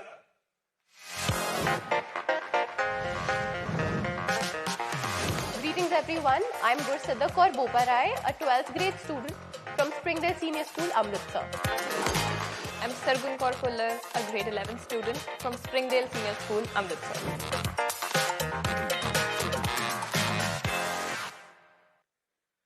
Team number 6, Dr. Virendra Swarup Education Center, Awadpuri, Kanpur.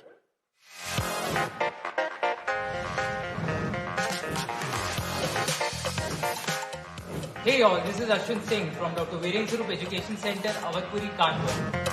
Hello everyone, this is Rajat Bajpai and I'll be representing Dr. Virendra Swarup Education Center, Awadpuri, Kanpur at THINQ 2025.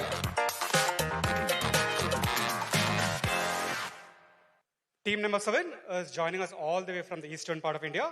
Please welcome Santragachi Kedarnath Institution from Howrah.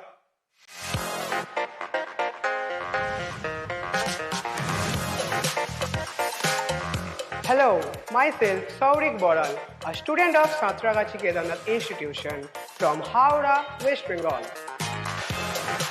Namaskar, myself Utsav Kumar Sarkar, a student of Santragachi Kedarnath Institution from Howrah, West Bengal.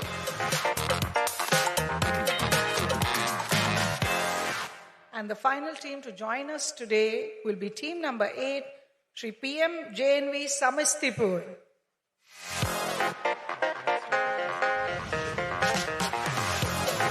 Hi, I'm Dipankar from PMC Jawahar Navodaya Vidyalaya, Samastipur. Hi everyone, myself Zafi Javed. I am from PM Shri JNV, Samastipur.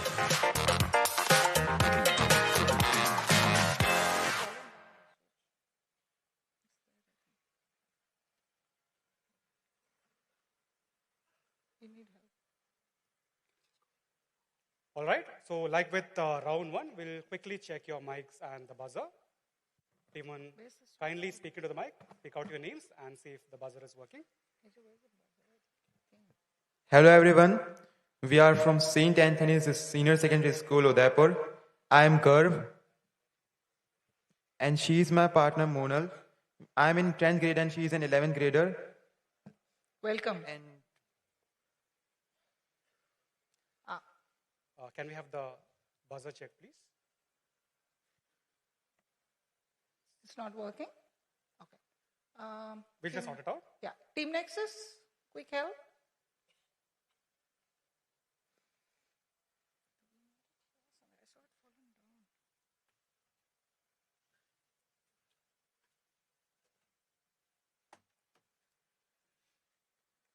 Team 1, try now.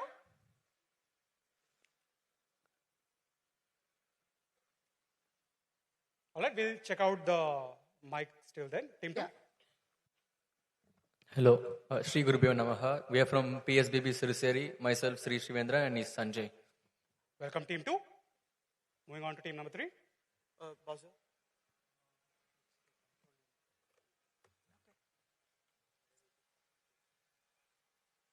Yeah, please do. Don't check the buzzer now. Please check out the mic first. Vanakkam, we are from Vidya Mandir Senior Secondary School, Chennai. I'm Darshan. And I'm Aravind Daksha. Welcome team 3. Team 4. Namaskar, Vidhera and Weber from Cambridge Court High School, Jaipur. Perfect. Team 5. Sat Sri Akal, I'm Sargun Kaur Pullar. And I'm Gursada Kaur Boparai. And together we represent Springdale Senior School, Amritsar. Big round of applause for our all-woman team on the dais today. The questions are going to be a little more tougher, ladies. Team 6. Greetings, this is Ashwin Singh and Shahid Bajpayee from Dr. VACC Kanpur. Welcome team number 6. Team 7. Team 7. Namaskar, we are from Satragachi Kedarnath Institution, Howrah, West Bengal. Myself, Utshab Kumar Sarkar, and my mate, Shaurik Boral. Welcome, Team 8. Hi everyone, myself Zafi Javed with my partner Dipankar, and we are going to represent Jawahar Navodaya Vidyalaya, Samastipur, Bihar. Welcome all teams. All right, so we'll get started with the first round. As you saw in semi number 1, we have 10 wheels that will appear on the screen. Teams will have to pick a wheel to go to a particular question. 8 teams, so 10 choices. It's up to you. You can pick whichever question you want. The question will appear on the screen. If you get it correct, you get plus 10. And if the team that picked the question is not able to answer, the question passes clockwise to the other teams. Any team answering it will get the plus 10. If there are multiple parts to a question, part points are given out as applicable. Excuse me, sir. Yeah. So the buzzer check. Yeah, we are figuring that out. Yeah, kindly listen to the questions. Don't worry, we won't start till we're in full ship shape. Okay? Yeah, go ahead, Major. There's a power issue. Could we have somebody from the team? My apologies.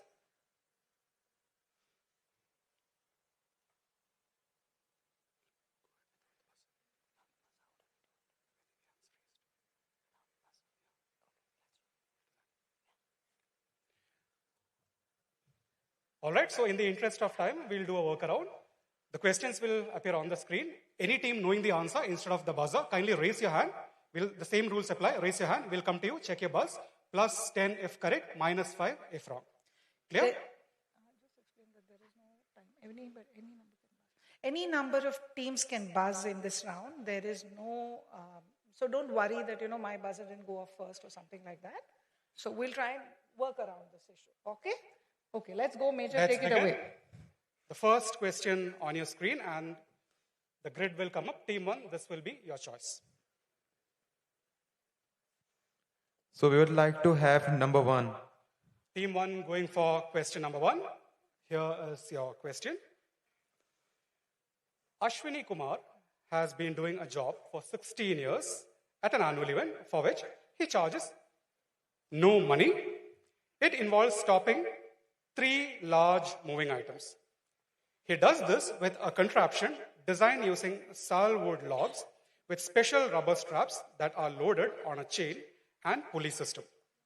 His work has helped many avoid getting injured in an eastern Indian state. What does he do? That is the question.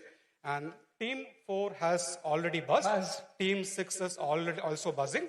But you both cannot buzz after this. Team 3 also buzzing. These 3 teams cannot buzz after this.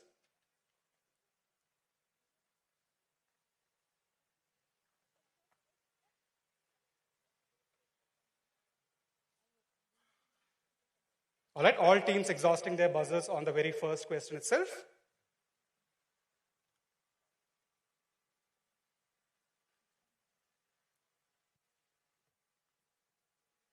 Please be quick on the buzz if you are attempting.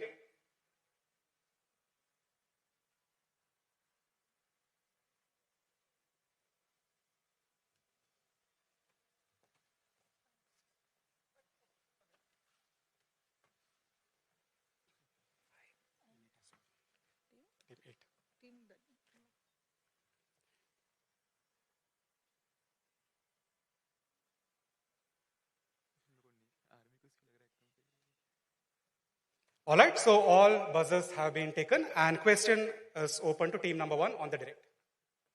So is it the Jagannath Rath Yatra and the 3 Raths? Are there 3 Raths?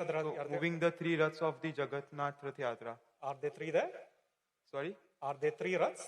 Yes. And they are heavy? Yes. And they need to be stopped if something untoward happens? Yes. Superb answer. That is full 10 points to team number 1 to start off the quiz. And what a competitive round, because we had team 4, 6, 5 and 8 buzzing. Team 3 as well. And team 3. They all get this all correct. got the right answer. All teams opening their account on the very first question. Very, very well done. So we have 6 out of 8 teams answering the first question. Great start to the quiz. Team number 2, it's your question. We like to pick 4. Okay, question number 4. Coming up. The designers of EA's NHL 15. So electronic. What's going on? Would you like to answer without knowing the question? It's your direct. You don't want to hear the question? Okay, hear the question. Huh? Designers of EA's NHL 15 wanted to make the gameplay more realistic and hired Michael Petteni from an institution in Europe. He offered the team more realistic gameplay in terms of the physics of the puck and made its movements more unpredictable. He also helped them make player-to-player impacts better. More impact in the game, in short. So the question is, where was he employed before he joined EA? You said you had the answer. Let's hear your answer. And I hear no buzzes. He was employed at CERN, like the particle accelerator lab. At the CERN. What was he doing? I mean, where? Do you want to refine your answer a bit? He was a scientist at CERN. Very good. It's a full points to team number 2. He was working for CERN's Large Hadron Collider, so, wherever they studied the so-called GOAT particle. Team 3, your choice, please. We'll take 7. 7 is what team 3 are trying. Let's see question number 7. In a new study in the journal Evolution, researchers compared the feathers and bodies of different species of flightless birds and their closest relatives who can still fly. All of these flightless birds alive today evolved from ancestors who could fly a bit later and lost that ability. There are two common reasons why birds evolve flightlessness. One is when they are introduced to foreign lands, they tend to go flightless because of the lack of something there. Now, for other birds living in a certain other kind of habitat, developing features that aid flight would be a hindrance of sorts to their mobility. Look at the two reasons posited there. What are these two factors that we are looking for, because of which flightlessness arrived as an adaptation in birds?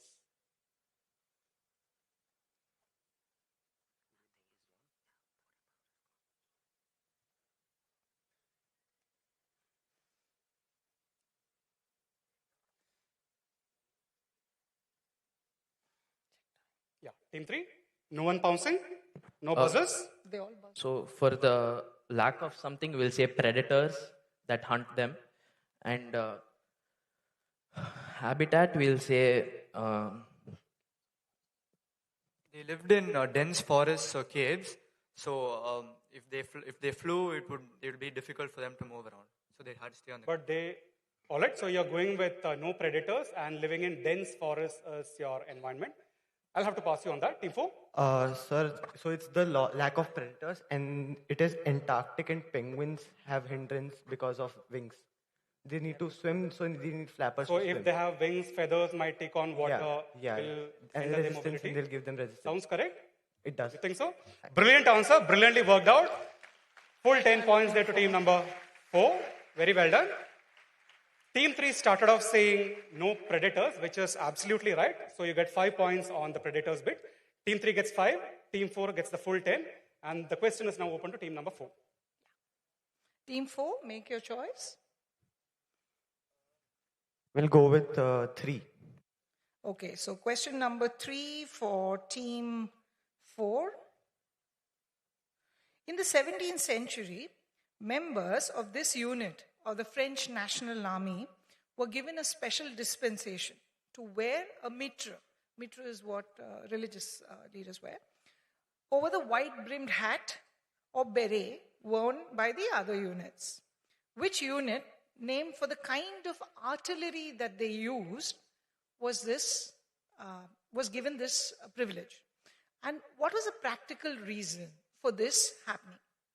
So there are two parts to the question: the name of the unit as well as the practical reason. Team number 4. The only teams can still buzz in this round are teams 1, 2, and 7. If any of you want to go for it, you're free to.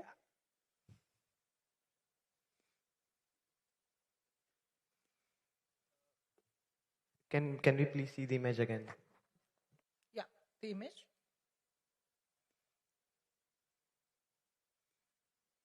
Okay. We'll take an answer now, team number 4. I think your time is up. Yeah, team 4 will take an answer, please. Is it cannons and to prevent the noise?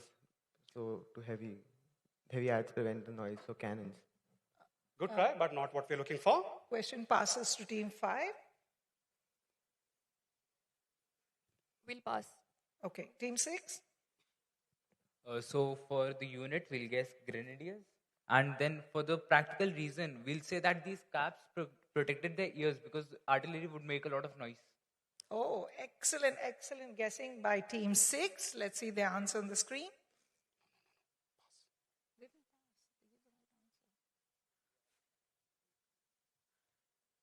Okay, sorry, my mistake. Question passes to team 7. They got part points for this. For the reason, we will guess to make them look like others, distinguished from other armed forces. So distinguish them from other units. That's not the answer we are looking for. Next. Team 8 passes. Team 1. We'll say for the unit cannon and the practical reason being to cancel out the noise. That's the answer another team came. Question passes. We'll say that the artillery they used was like rockets, and the practical reason would be to like protect their ears from the noise. No, that's not the answer we're looking for. Team 3. Maybe this unit was very important, so they needed to know who they were to signal to them to attack. So maybe it's a distinguishing mark. Very The unit is cannon. No. Very interesting answer, but not the right one. Team 4? That was Team 4's direct. It was our question. All right. So I think we can give part points to the team that said Grenadiers. I think that's team number 6. Grenadiers who get their name from the fact that they use grenades. And the reason that was given was that a white brim hat, which was worn by the soldiers then, would not be very practical in the use of the grenade. So when they threw it or they used it, it was not very practical. So the practicality of the hat is the reason we are looking for. As in your hand would get tangled in the hat, which is why they had to dispense with it. Yeah.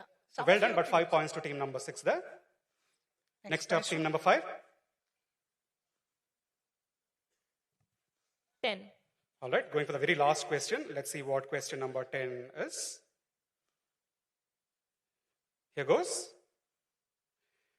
Shweta Patel is a chef who, in her book Table of Spice, created a series of fusion desserts combining elements from Indian and Western dishes.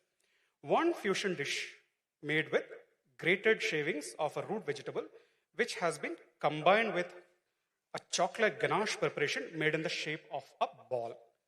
The first part is, what is its name? It can either be a 3-word answer or a 4-word answer, depending on how you want to frame it.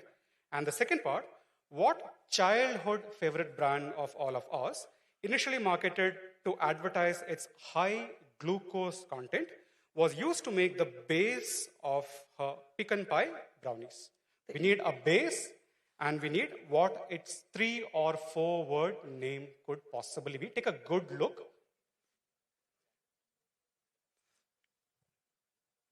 Think of fusion desserts made with grated shavings of a vegetable. And you are the team from Amritsar, right?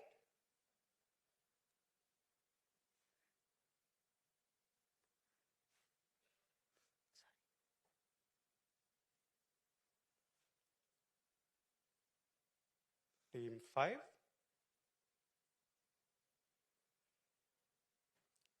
Take your shot, please. Yeah, your answers, ladies. Okay, team 5, we will have to pass you if you don't have an answer. Okay, is the second answer Glucon-D? All right, so glucon, so that is what you're trying for. And the first part?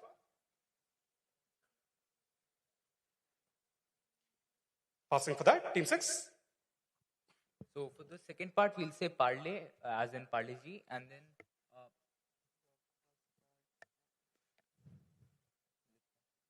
we'll pass for the first. Pass on that, team 7. For the second part, I guess the brand is Dabur. Okay, and for the first? No idea. No. Okay. Team 8.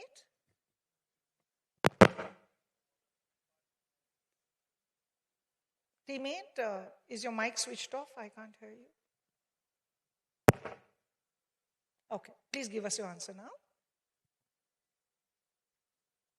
Yeah, give us your answer now. We can hear you. We Go can for it. hear you.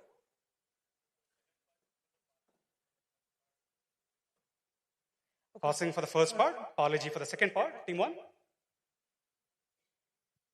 For the first part, the vegetable we'll say carrot, and the company Parle-G.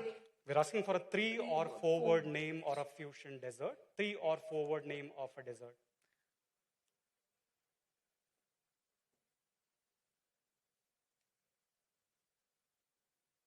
Okay, team 1, we will have to pass because you've taken enough time. Team 2? For the first one, we'd guess Gajar ka halwa, and for the second company, we'd say Parle-G. Are you saying Gajar ka halwa because they said carrot? Yeah. Or did you have it before that? Yes. Did they offer it to you on a platter, like a dish would be given? I'd say. Like the Brilliant answer. Full 10 points there to team number 2. This indeed is Gajar ka halwa and Gajar ka halwa truffles. And the company, of course, is Parle-G.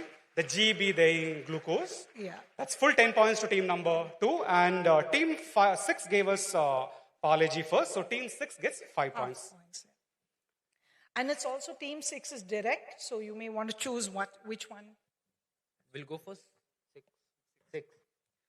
Okay, so team 6 has chosen number 6. Can we have the question up? So these as in the image will come up. These are Alexander McQueen's infamous armadillo shoes.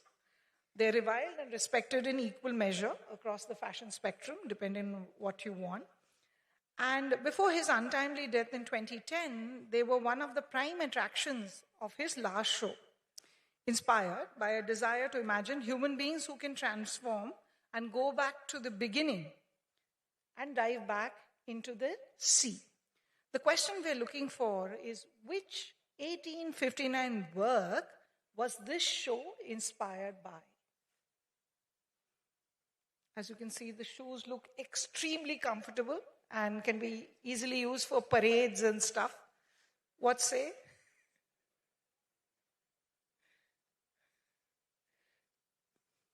Transform, go back into the beginning, dive, 1859 landmark work. Lots of hints in the questions, guys. Yeah, go for it. So we'll say this is Charles Darwin's evolution theory of evolution. We are looking for the name of a work.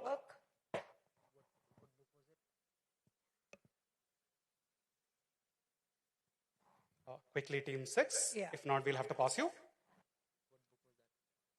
Okay, question passes to team number 7.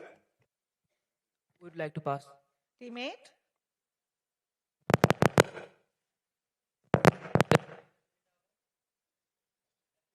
The Eiffel Tower. No, sorry, No. that's not the answer we're looking for. Team 1.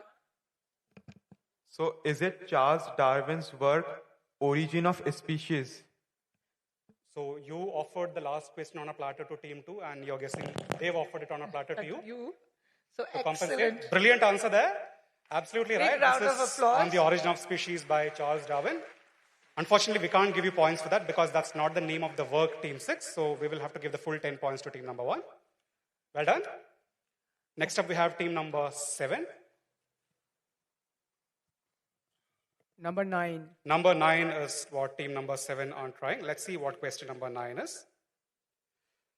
We have 2 clips coming up. Part 1 is what connects these 2 clips. The song in the second clip is sung in the raga named Purvi Dhanashri. Look at the name of the raga. Purvi is the key word there. What does the prefix Purvi indicate if you mention it in Hindustani classical music? 2 parts. What connects these 2 clips? And look at the fact that there is Purvi mentioned in the name of the raga. Why Purvi? What does that indicate? We'll play the clips for you. అదినవనీత అభినయ రాజా గోకుల బాల కోటి ప్రకాశ విరగ నరగ శ్రీ రక్షకమాల ఎత్తని ముడినానే గిచ్చావే ఇత్తవణయ్యని అట్కొள்వాయ சூடிய வாடலை சூடிய வாகள வாடிய சிந்தை திரும்பத்தா பூதகியாக பணித்திடுவாயா பாவை விரகம் பருகிடுவாயா ஆயர்தம் மாயா நீவா. And clip number 2.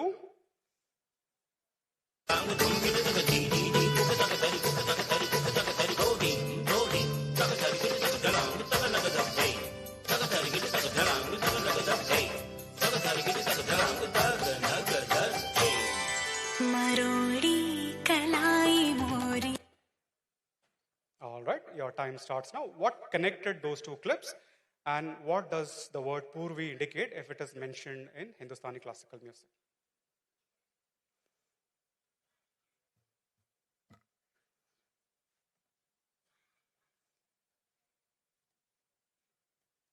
Teams 1, 2, and 7 can still buzz if you have the answer. Teammate, would you like to take a shot? For the second part, I'm going. The Purvi in the Hindustani classical music. Because the Dhanashri Rag is also in Carnatic music, I think. So it's a Purvi Dhanashri Rag. I think it's for the Kathak dance, which was shown in the clip. The Purvi means the region, like the Awadh. That's the Purvi, that's how connect. And I think Kathak connects 2 clips. I think the first clip was Kathakali and the second was Kathak. All right, so I guess this was Team 7's question. Team 7, you can take a shot. Yeah, yes. For the first part, we'll guess it Bharatnatyam. Okay, and the second part? And for the Purvi part, we'll say like this is Mukhra. Got it? Not what we are looking for. Team 1?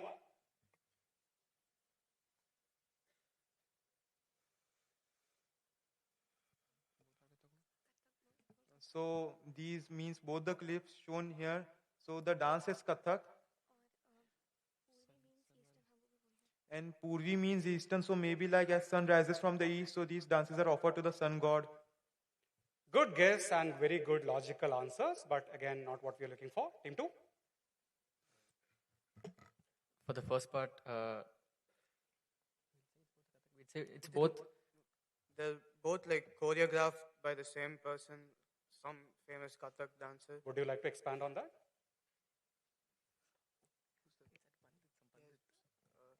Pandit someone. Pandit someone, yes. The well-known artist known as Pandit someone, yes, of course. And for Purvi, we second guess it means baby. Baby, B-A-B-Y. Passes to team 3. We'll guess that if you add Purvi to a raga, a single swara will change or some sort of change to the structure of the raga, like some swara. Some sort of Structure change in the swaras of the raga. Got it. And maybe for the clips, we'll say the songs contain like a tilana, like, some sort of, how do you say this, like rhythmic syllables, both of them You're contain. from Chennai, so going with South Indian answer, Tilana. Passes, team 4. For Purvi, we'd say maybe it's sung in the morning. Okay. And what connects, maybe they were shot at the same place. Good try. Team 5. We think the connect is Kathak, and Purvi means that it's the geographical indication of the place. Not the answer we're looking for. Team Team 6. 7. 6. So for the connect, we'll say both of them were composed by Birju Maharaj. Okay. And then for the prefix Purvi, we'll say it was from one of the Eastern Gharanas. So you're going with Birju Maharaj as and the overall Eastern connect Gharana. and Eastern Gharanas. All teams have taken a shot. The only team getting points on this one are team number 6. Brilliant answer there. This indeed is choreographed by Birju Maharaj. You get 5 points there. All of you were good with many of the guesses. Purvi does mean east, etc., etc.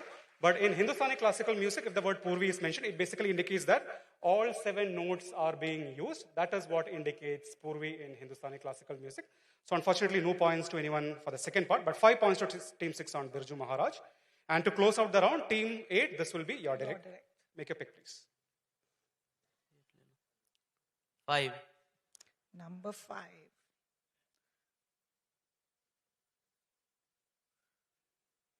All right. The Palace of the Parliament is the seat of Romania's parliament and the world's heaviest building. It was built under the direction of the dictator Nicolae Ceausescu in the socialist realism architecture style that he had seen during a foreign state visit to Pyongyang, which is in North Korea. An interesting quirk about this huge famous building is that it does not have any kind of air conditioning that you would otherwise expect it to have, a fact that was attributed to his suspicious nature. Take a guess, why is there no air conditioning in this palace?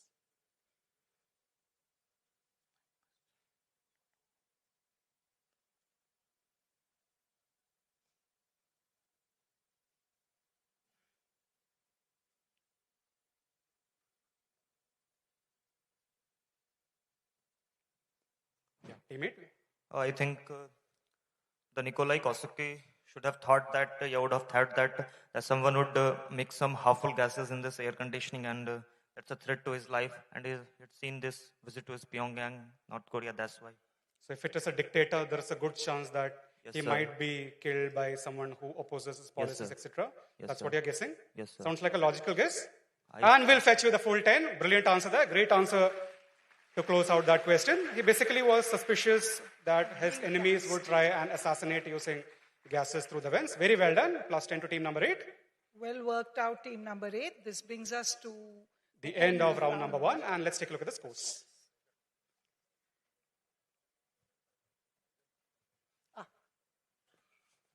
So I'll just quickly read out the scores. In the last place, we have team number 7, but now they scored, so the team score should go up to plus 10. Springdale Senior School, Amritsar, also at plus 10. Vidyamandar Senior Secondary School, Chennai, plus 15. Sri JNV Samastipur, plus 20, well done. Cambridge Court High School, Jaipur, also plus 20, well done. PSBB Sirisiri, Chennai at plus 20. St. Anthony's Senior Secondary School, that's team number 1, at plus 20 and Dr. Virendra Swarup Education Center, Kanpur at plus 25. As you can see, all teams have opened their scores and it's a neck and neck battle because they're just separated by a few points. Let's look at what the rest of the rounds bring us. I'm just going to take a 30-second break to figure out some logistical issue. Kindly bear with us.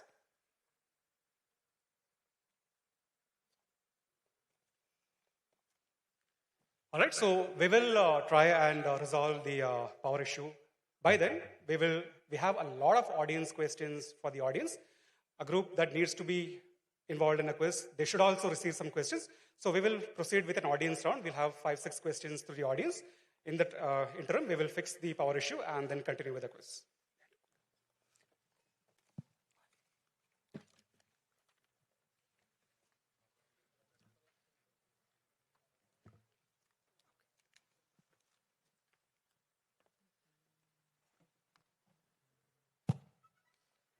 All right, so audience, be ready.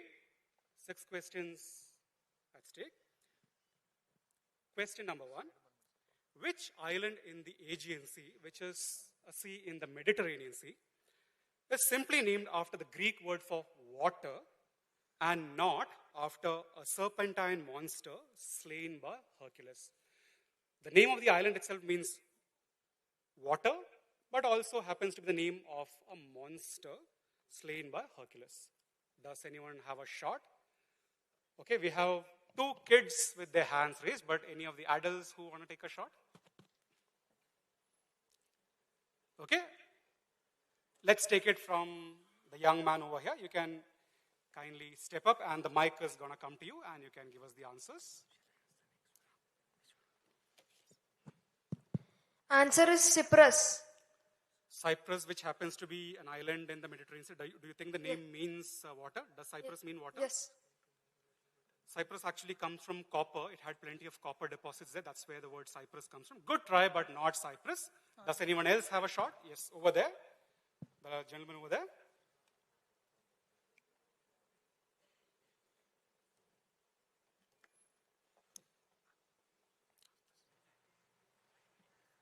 Hydra. Hydra, does the word Hydra mean Hydra. water? Hydra. Hydra. Hydra means water, and Hydra is a 3-headed serpent killed by Hercules. Put your hands together for that wonderful answer. What an amazing answer. Superb answer there. You kill the Hydra, you cut off its head. 2 heads sprout from that same area. And Hydra or Hydro also means murder. Wonderful answer there. Next question coming up. So from the world of Greek mythology, we move to India. Which sport, whose name refers to 2 sticks of different lengths, was used as a title of a story by the famous writer Munshi Premchand? It was a short story. 2 sticks, one differing in length from the other. Extremely simple question if you think of it. There's a gentleman in the row here. Yeah. We have the first of our adult attempts in this entire quiz. Kindly give him the mic, please. The mic is coming to you. The mic is coming to you. Kindly give the answer in the mic. Is it Gulli Danda? Absolutely right. Gilli Danda is the answer we're looking for.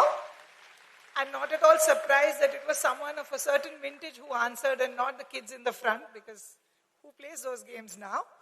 Another question coming up. We are having a quiz by the Indian Navy at the Indian Naval Academy. It's quite appropriate that we need a question on Indian naval institutions themselves. So most of us know of the Hindi film, the Bollywood film Lakshya, where Hrithik Roshan's character takes part in Kargil war and he succeeds for his regiment. And if you remember the film, towards the end of the film, he suffers a number of injuries. And thereafter, in the film, he's shown to be treated at a well-known establishment in India. So in the film, what stood in as the hospital where Hrithik Roshan's character was being treated? Think of what I mentioned prior to this question. It is quite apt that we need a question on Indian naval institutions. So anyone who wants to take a shot at which location, which landmark stood in as the hospital where Hrithik Roshan's character was treated. Again, we have a hand raised there. Can we get a mic here, please? Just let the mic come to you and you can give out the answer on the mic. Is it 98 base hospital? As in, you mean to say the 92 base hospital in Srinagar? Yes. In the film, he is shown to be treated at 92 base hospital. That is the hospital in the film. My question is, what was used as 92 base hospital? Instead of 92 base hospital, where was this scene shot? Any guesses on that? No? Okay, somebody over there. I think we already had a guess from sir. We'll take over there.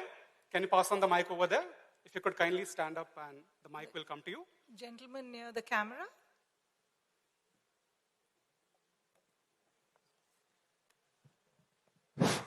INHS Ashwini. INHS Ashwini as in Indian Navy's flagship hospital in Bombay. Yes, sir. Because Bollywood is based out of Bombay and makes quite appropriate sense to have a scene like that shot in an armed forces institution in Bombay. Yes. Put your hands together. Brilliant answer. In the film, it was not 92 base hospital where the scenes were shot. Of course, the story unfolds at 92 base hospital, but the scenes were shot at INHS Ashwini, the most well-known, most famous hospital of the Indian Navy. Very, very well done. I have just been informed that we're back on track. So we'll go back to our podium, do a quick buzzer check, and get on with round number 2. Thank you so very much, audience. Kindly give yourselves a big round of applause for being so sporting. Very, very well done. All 3 answers nicely cracked there.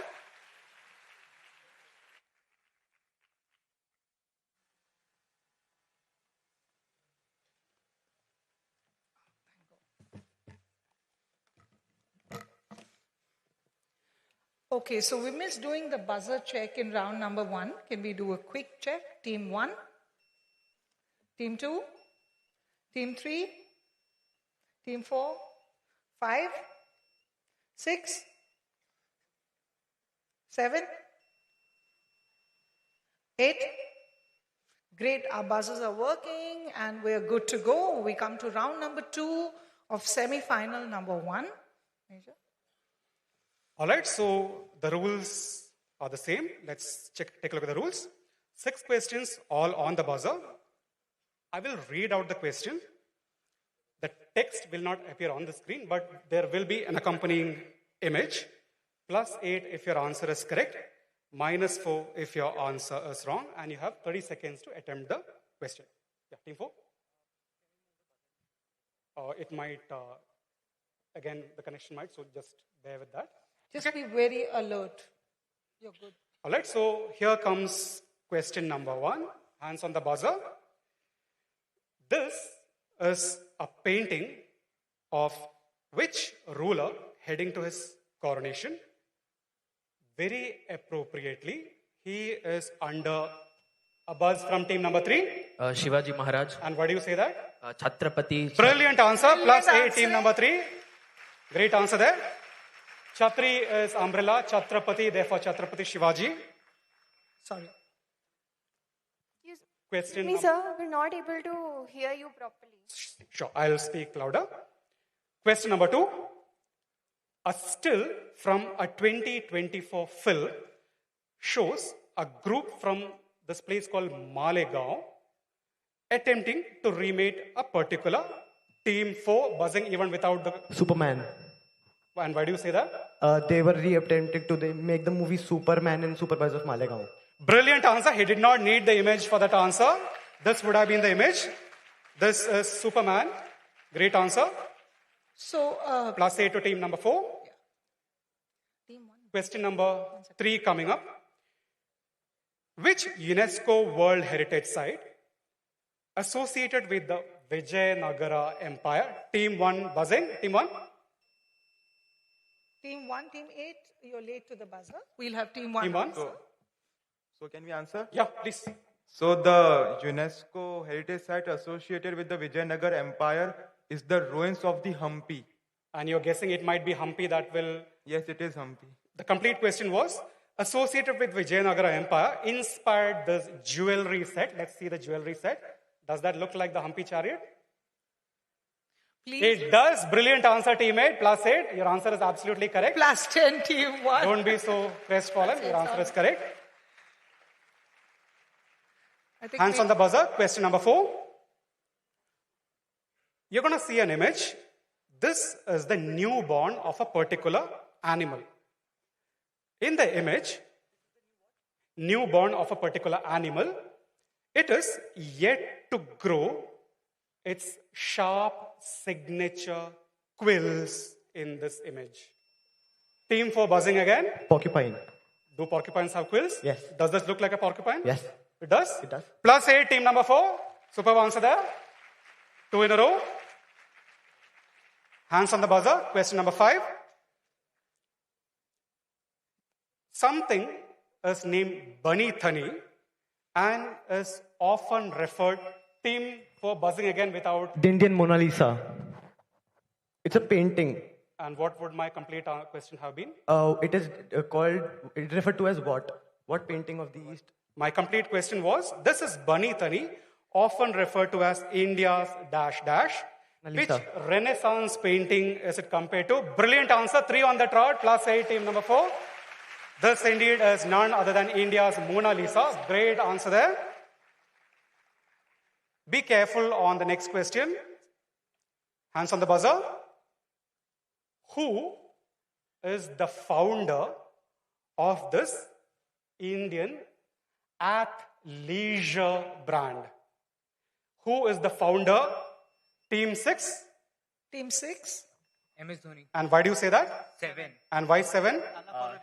Tala for a reason. MS Dhoni number 7. MS7. Great answer to close out that round. +8, team number 6. Superb answer there. All questions very nicely cracked by the teams. Very, very well done. High scoring round. Let's take a quick look at the scores. With 2 rounds in, you can see how the table has changed. High scoring round by all the teams. We have team 4 Cambridge Court High School, Jaipur, thanks to their impressive performance, leading with 44 points. Close on the tails, we have team 6 on 33, team 1 on 28, team 3 on 23, team 2, 8 both on 20, team 5 on 10, team 7 on 0. Anyone's game, anything can happen. Things can change in a matter of seconds. Great round. We move on to round number 3, which is the Mahasagar round. Once again, will be held by dear Commander Rahul. Please invite him on stage with a big round of applause.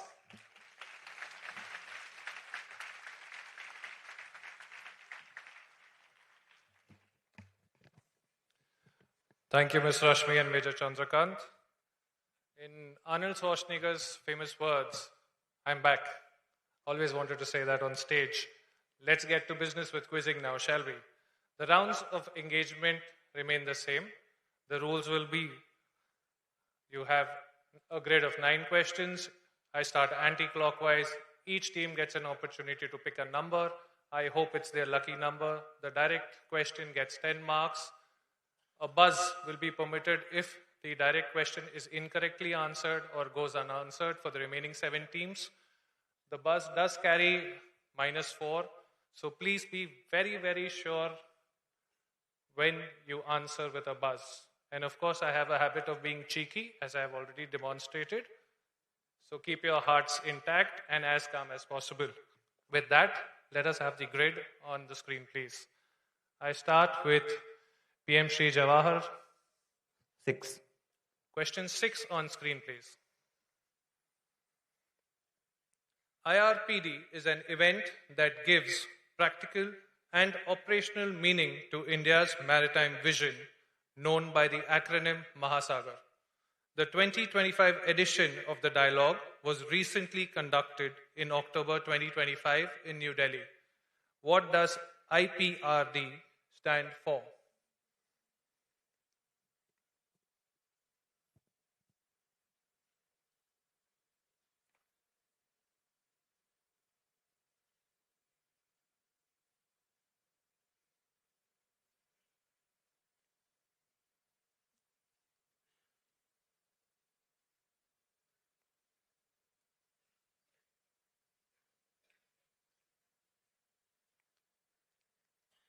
I have a few hands on the buzzer already over here.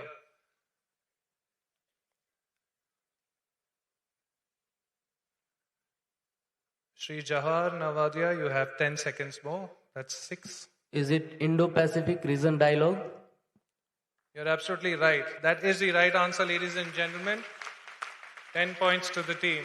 Moving on to team 7. And your choice would be?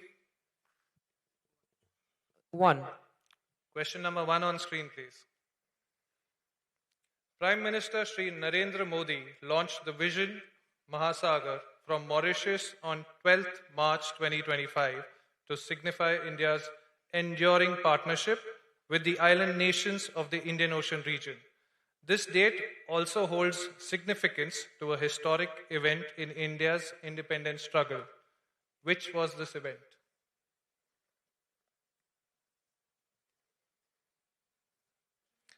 I request the audience not to prompt. I hear a lot of whispers. Let us maintain the sanctity of the stage and keep the tough contestants over here participating in all aspects. It has been an exciting first 2 rounds.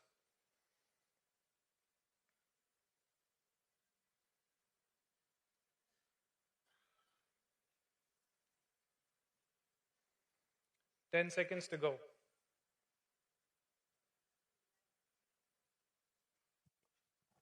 Dandi March.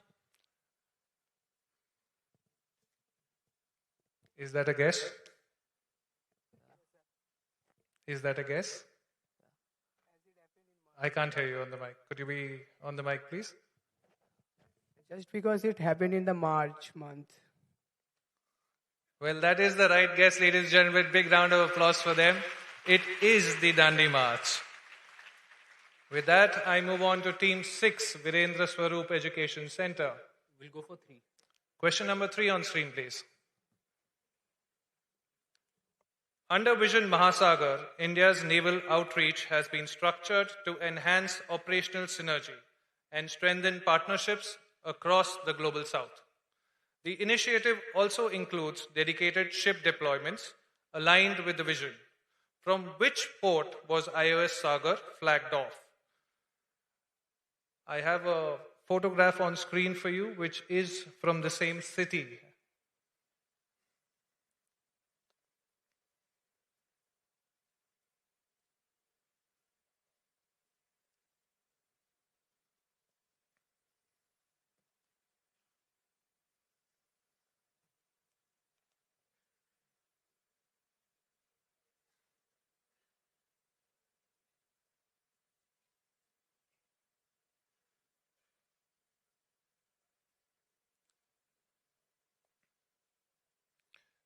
Virendra Swaroop, you have 15 seconds more. We'll go for the Karwar. Karwar. Yes. Are you guessing? Yes. Why have you guessed Karwar? Well, it is certainly one of the largest, and what we thought was it's either Visakhapatnam On the or mic, Karwar. please. What we thought was it was either Visakhapatnam or Karwar. For Visakhapatnam, the museum would have been the INS Kursura, the submarine museum. That is the right answer, ladies and gentlemen. We've been having a good first round so far. First 3 questions answered, and that too correctly. Moving on to Springdale. Springdale, your choice of number is? 5. Question number 5 for them, please. The mission of Information Fusion Center, Indian Ocean region, aligns seamlessly with the tenets of Mahasagar, underscoring the need for security, stability, and prosperity in the Indian Ocean region. IFC IOR is located at which city in India?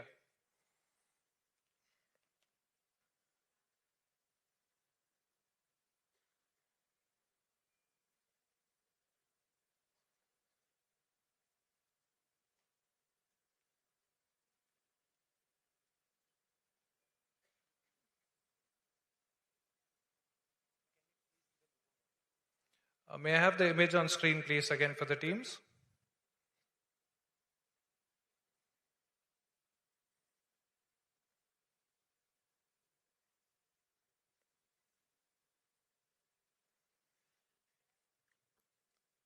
Springdale, you have 10 seconds to go. Visakhapatnam. Any reasons for that guess? No? How confident are you? 50-50? Yeah? Unfortunately, that isn't the right answer. The question is open. Any buzzers?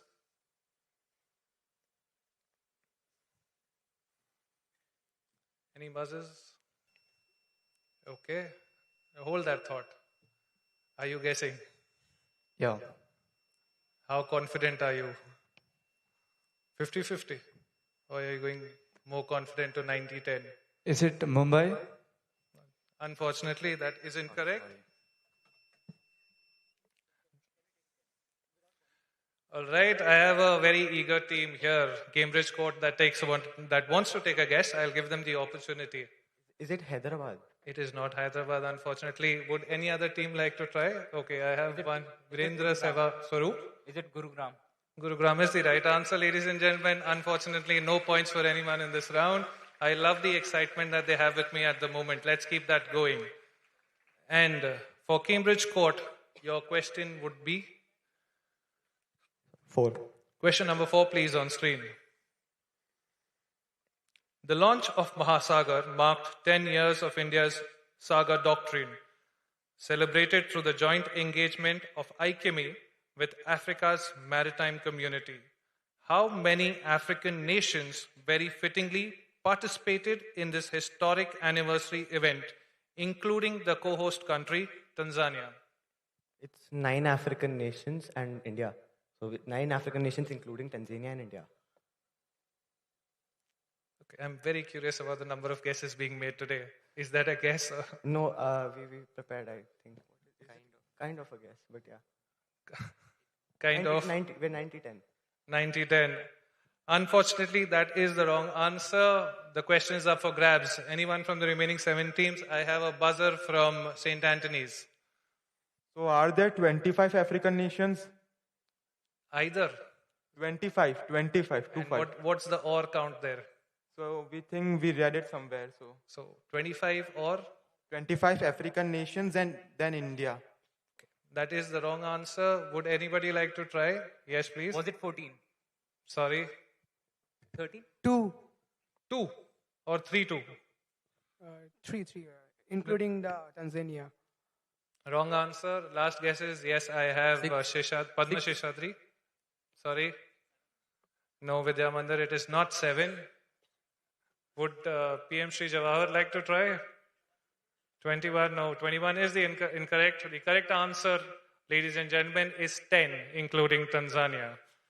May I have a big round of applause for the teams for trying so eagerly, despite not getting any points for it. With that, I move on to Vidya Mandir. Vidya Mandir, your question would be? 2. Question number 2 on screen, please. In continuation of Mahasagar's goal of expanding maritime linkages across the global south, INS Sunaina made another port call in the western Indian Ocean. The cathedral shown here is named after a saint whose name also features in the city's name. Name the city of Mauritius where this visit took place. Port Louis. Absolutely right, ladies and gentlemen. Big round of applause for them. We are back to getting our answers on track. 10 points for Vidya Mandir over there. With that, I move on to the 7th question for the round. Padma Sheshadri, your question would be? 7th. Question number 7. Let's see it's lucky for them or not. IOS Saga, deployed to the Southwest IOR or Indian Ocean region, carried out joint exclusive economic zone surveillance of 4 key IOR nations. 3 of them are Tanzania, Mauritius, and Seychelles. Which is the 4th country? May I have the photograph on screen, please? This photograph is of the president of that country.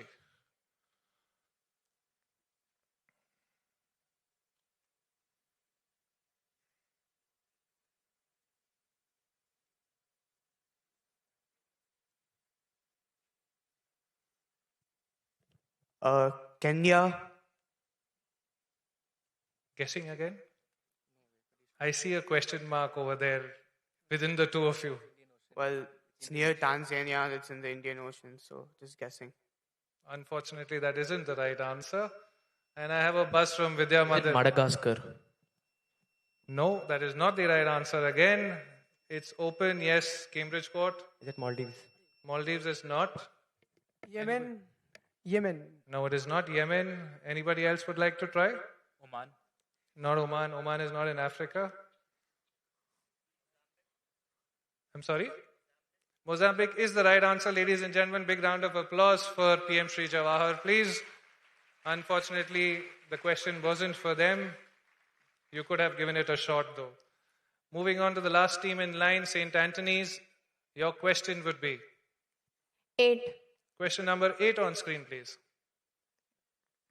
During the inauguration of the multilateral exercise ICME, the Rashtriya Raksha Mantri, Sri Sanjay Seth, emphasized in his address the spirit of collaboration by quoting an African proverb. He expressed hope for a lifelong partnership, invoked India's maritime vision of Mahasagar, and thanked Tanzania for co-hosting the entire exercise alongside India. Which African proverb is being referred to here?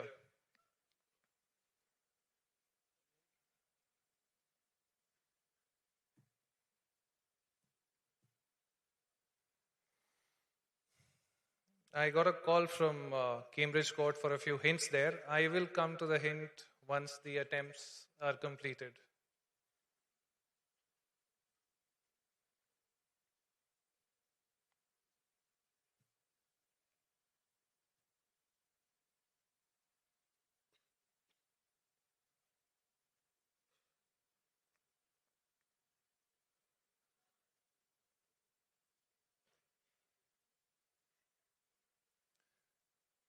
Anthony's, your time is up. Question is up for grabs. Remaining 7 teams.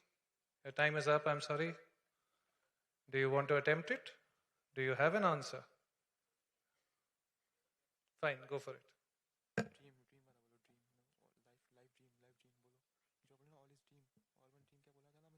All in good times. I would love that to be true. Unfortunately, it isn't. All right, I have a question. Can you please speak into the mic for the audience? Is the answer supposed to be in an English phrase? Absolutely. I don't expect you to know any African language for that matter. If you do, good for you. Okay, the question is up for grabs. Remaining 7 teams if someone would like to buzz.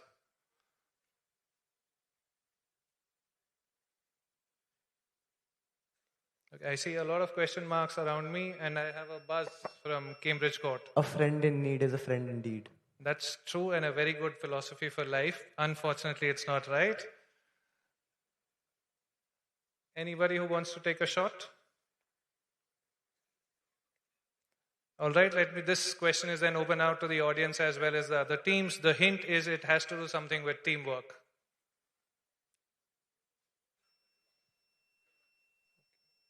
Yes, but you won't get marks for it though. Yes, please go. Give it a shot.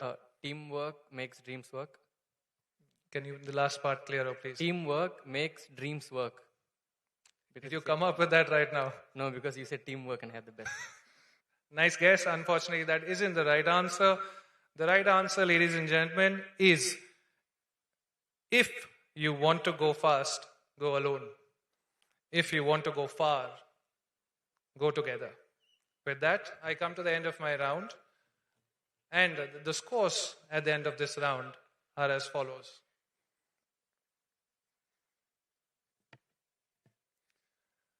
At top, we have Dr. Virendra Swarup Education Center.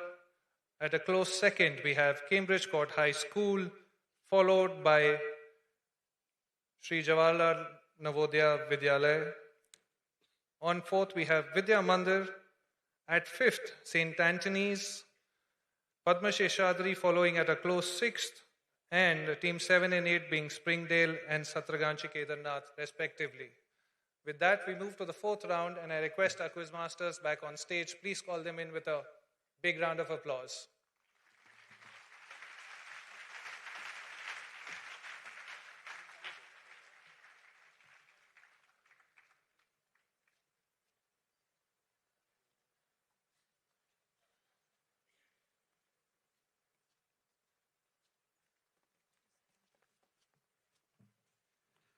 Many thanks to Commander Rahul for that wonderful round.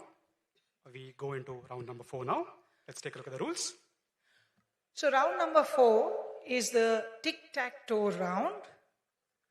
Each of the teams will have a choice with the questions. They have to pick the statements are either true, false, correct or incorrect. They have to choose them in a consecutive manner. We played this round in the next semi-finals, so I'm sure everyone's clear with the rules. If you have any questions, we'll address them before we start. In this round, we start with the last team first. So we will be starting with team number 5, Springdale Senior School. Right? Okay. So which question would you like to choose? 5. Question number 5 for them, please. Here is your tic-tac-toe. You have 1 whole minute to answer it.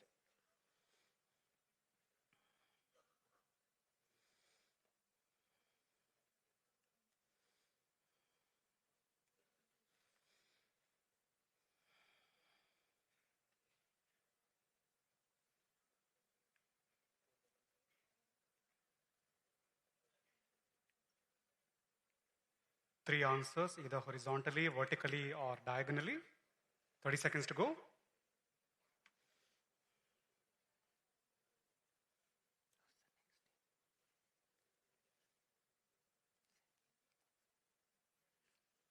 "15 seconds, team number 5.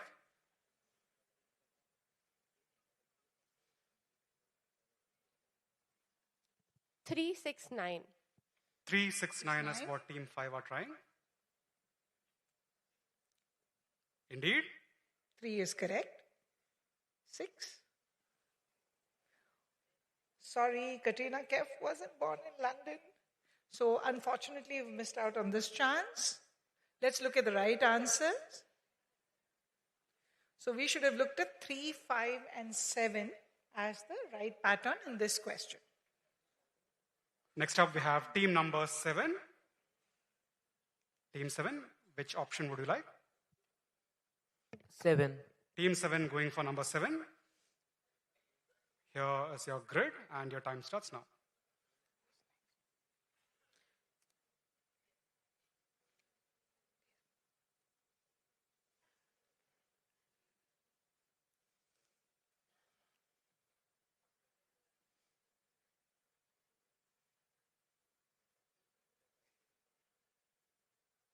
Try and eliminate what is wrong. That would be a better strategy.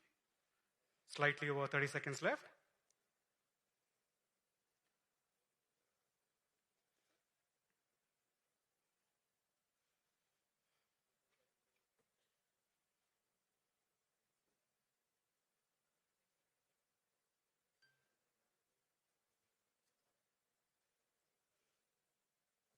"15 seconds to go, team number 7.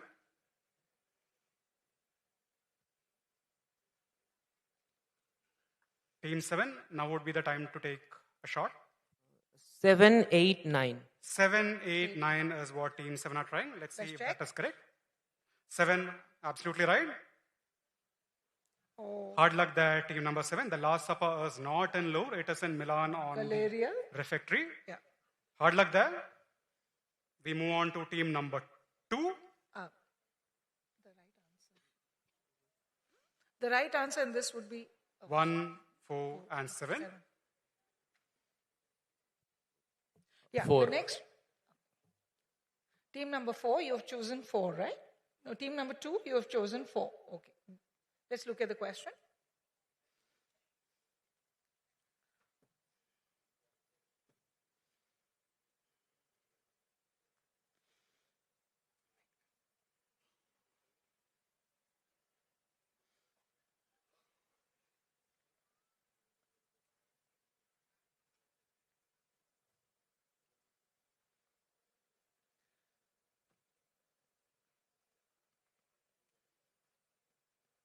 "30 seconds to go.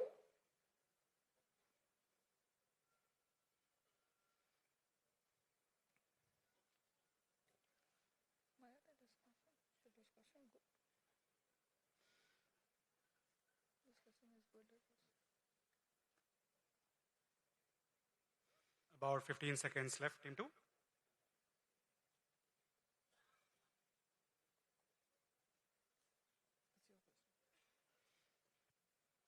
Right, team 2, we need your answer now. 4, 5, and 6. 4, 5, and 6. Let's look at it. 4 is correct. 5 is correct. Excellent work, team 2. You've got full points there. Next up, we have team number 1, St. Anthony's Public School. 1. Team 1 picking 1. And your time starts now.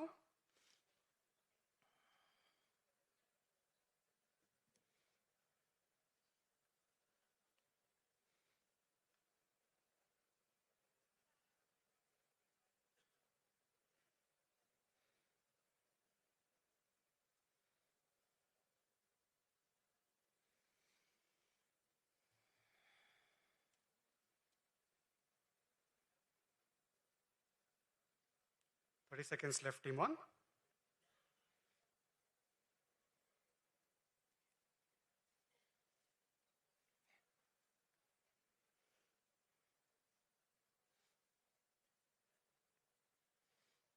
Fifteen seconds to go.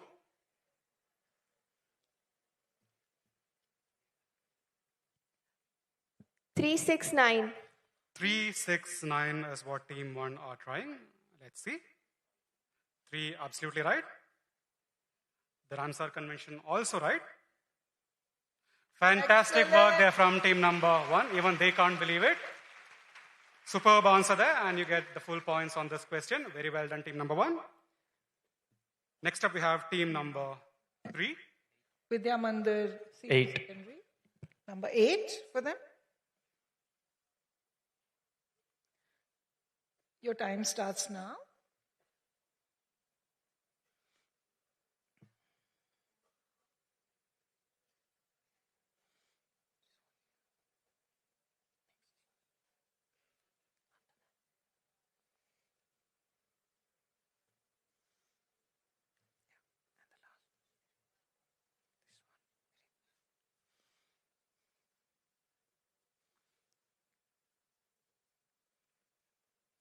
Thirty-second mark,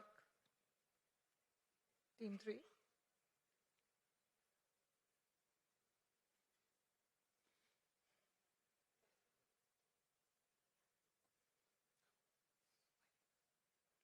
Seconds to go, team 3. 1, 2, 3. 1, 2, 3. Let's take a look. Yes, the didgeridoo is used by the Aboriginal people of Australia. The druid is not called cacophonics, is he? He's called get a fix. So sorry, but you've missed out. 3 is correct, of course. So the answer we're looking for is 3, 6, and 9. Next up, we have team number 8. Teammate, take a pick. Question number 10. Question number 10. Here's your grid, and your time starts now.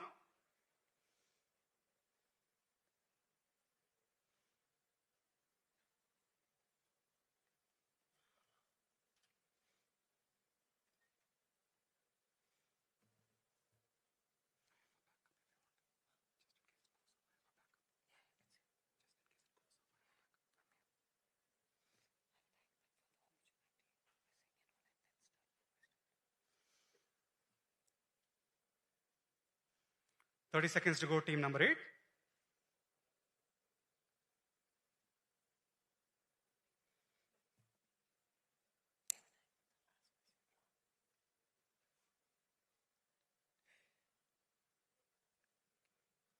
Just under 15 seconds remaining, team number 8. 1, 5, and 9.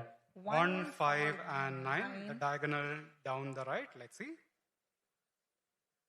Oops. Hard luck there, team number 8. They're not poisonous, they just look scary. Of course, Move 5 us and in. 9 would have been correct, but let's see the correct order. It would have been 4, 5, 6. Six. Hard luck there. Two teams remaining. The next team up is team number 4, Cambridge Court High School. Number 3. Let's try question number 3.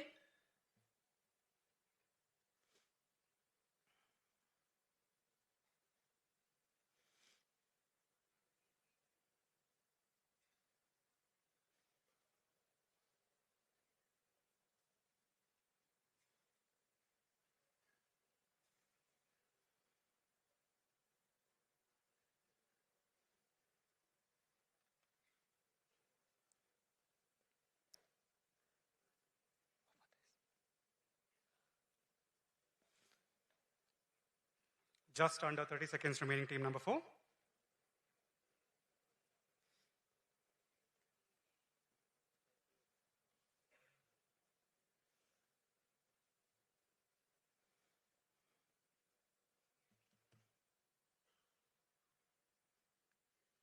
Ten seconds to go, team 4. Time to take your pick. Yeah, team 4, we'll take an answer now. We'll go with 1, 5, and 9. 1, 5, and 9. Yeah. Let's see. 1 is correct.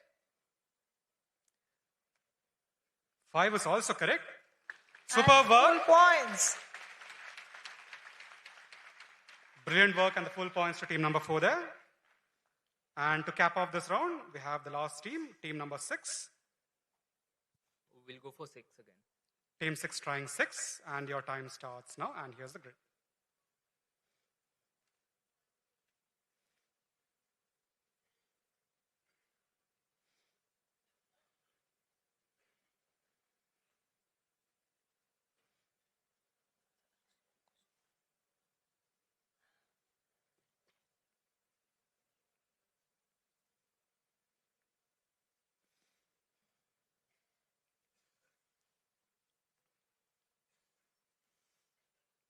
Slightly over 30 seconds remaining, team number 6.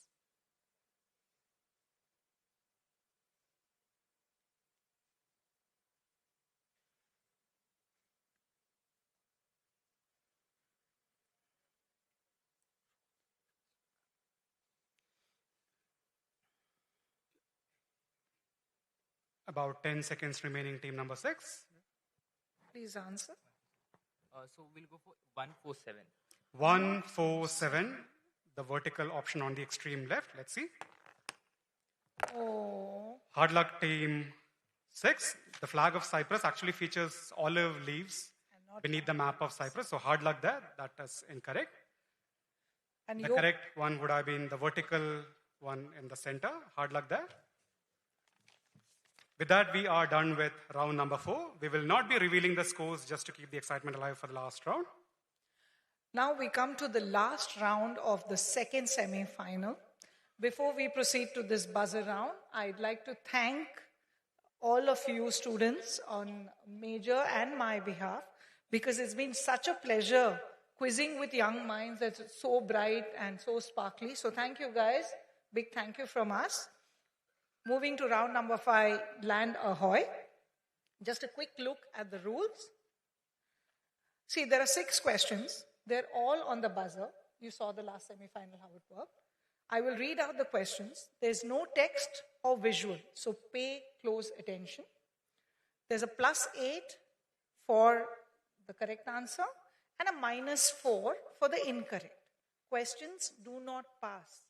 So there's no second team. Okay, some of you are buzzing more than once. Kindly take care of that. And each team will get 30 seconds to answer. So listen to the question carefully. Let us complete the questions and then answer. Okay? Clear? Okay, right. Starting with question 1 of the buzzer round, semi-final number 2. Which Marvel character was inspired by creator Don Heck reading the story of Robin Hood? Buzz from team number 4. Team 4? Hawkeye. Absolutely correct. Team 4 has answered correctly. The next question in this round. Ruslan Pomaryov, I hope I'm pronouncing his... complete the question, sir? Okay, I'm going to repeat the question. Ruslan Ponomaryov is technically the youngest to hold a particular world title. Who is the second youngest winning this title in 2024? Buzz from team number 6. We are guessing if it's D. Gukesh. Absolutely correct. D. Gukesh, the World Championship of Chess, second youngest. Question number 3 in this round. The ITC Premium Hotel in Chennai is called Chora. In Jaipur, it's called Rajputana. What is it called in New Delhi? Buzz from team number 3. Mayura. You want to revise your answer? Kindly repeat your answer. You said Mayura, which unfortunately is not correct and will fetch you a -4. The correct answer would have been Maurya, not Mayura. Hard luck on that. I think you had the correct answer, but unfortunately went with the wrong phrasing. So that's -4 to team 3. Team 1, kindly do not buzz after. Once a team has buzzed, please because do. the sound is overwhelming. Thank you. Right. So, question number 4 in this round. What is the tallest building in Asia?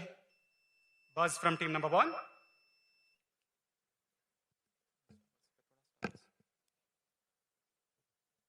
Yes, team number 1. Is it the Petronas Towers? Sorry, wrong answer. Minus points to team 1. The correct answer, would have been Burj Khalifa is the right answer. Unfortunately, nobody gets points for this question.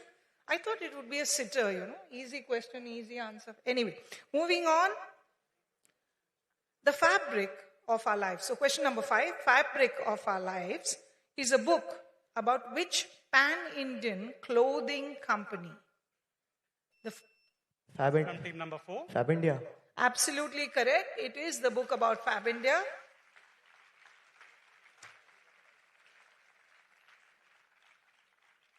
The last question in semi-final 2. 4 teams from this semi-final, which is very closely fought, are going to our grand finale tomorrow. So guys, hands on the buzzers. Henry Joliot, Irene Joliot, Pierre and Henri Labouille are some members of which illustrious Nobel Prize winning family? Buzz from 4. Curie. Absolutely right. They've taken it away. It is the Curie family. With that, could we have a look at the final scores for semi-final 2?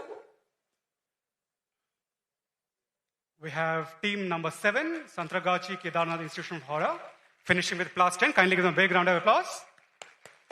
We have team 5, all the way from Amritsar, once again finishing with 10 points. Team 3, Vidya Mandir from Chennai on 21. Then it becomes extremely interesting. We have 3 teams, Sri Jawahar Navodaya Vidyalaya, PSBB Siruseri, and St. Anthony Senior Secondary School, Udaipur, all on +30. We'll figure that bit out in a bit. But the 2 teams that are definitely qualifying for the grand finale are Team 6, all the way from Kanpur, and Team 4 winning this semi and making it to the finale are Cambridge Court High School and Dr. Virendra Swarup Education Center from Kanpur. Well done. Great work, guys. We have 3 teams tied on 30 points, which means we will have to resort to, Our favorite round, the tiebreaker. again, which will be done on the buzzer. And this will be a sudden death. The question will be read out. You can choose to buzz at any point. If you get it correct, you are automatically through. If you get it wrong, you get another chance. All 3 questions on the buzzer. 2 out of 3 will qualify. Only, can we have the scores again, please? The only 3 teams in the running will be teams 1, 2, and 8. All others can take your hands off the buzzer. Please. 1, 2, and 8. Hands on the buzzer, please. Me? Sure. Yes. You're automatically, if your answer is correct, you're through. No. No. Sorry, you got to win your place. So there are 3 questions. Correct.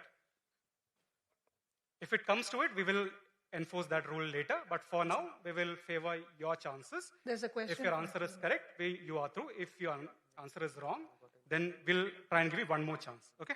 Thereafter, we will see what to do. Ma'am, if someone got the wrong, then he's out of the place for the finale that he got -1. So the two team will automatically qualify. Yeah, that will happen. Yes. Okay. Or if that was what you meant, that is correct. Yes. So please be careful. 3 teams, 2 teams will make it. If you buzz, you get it wrong, you are automatically out. Okay, because it's +1, -1. Sir, so suppose like in the first question, any team buzzes and it gets a negative. That team is out, the other 2 make it. But if the team knows the other 2 questions. It's a sudden death. We don't need to go to that. Even in football, any team can equalize a shootout score later. This is why it is called sudden death. It ends there. Clear? So be careful. Listen carefully. If you think you have a reasonable guess at the point where you buzz, go for it. Clear? Hands on the buzzer. 1 to 8. These words will influence what happens. Here's the question. In 1942, what was founded in Singapore by Captain Mohan Singh of the 14th Team 2, going for it? Indian National Army, as in the INA. Yeah. Was it founded in Singapore? Yes. Absolutely sure? Yes. No doubt? No doubt. Are you making it to the final? I hope. Brilliant. Making it to the final are team number 2. Fantastic quizzing there. The 2 teams in the running are now teams 1 and 8. Hands on the buzzer. Approximately 1 century ago, this famous sculptor named Gudson Borglum, he was authorized to construct, or rather shape, the look of a particular landmark. And he did this by carving out from gigantic granite rocks in the state of South Dakota. We have a buzz from Team 8. Make or break. Go for it. Is it the mountain, Mount Rushmore, whose president's photo? Is it based out of South Dakota? I think so. South Dakota is in the USA, and I think the Mount Rushmore. And it has the faces of the 4 presidents? Yeah, I think, yeah. Our 4th finalist, team number 8. Brilliant answer. Absolutely right. But kindly give a big round of applause to team number 1 as well. They came as close as they could have. But hard luck that team won. Only 4 teams can make it. Once again, a big round of applause for our 8 semi-finalists.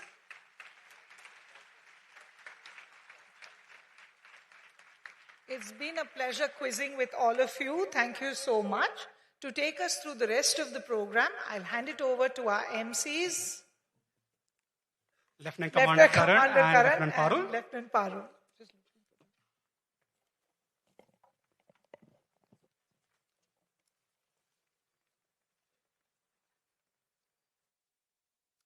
Thank you so much, Major Chandrakant and Ms. Rashmi.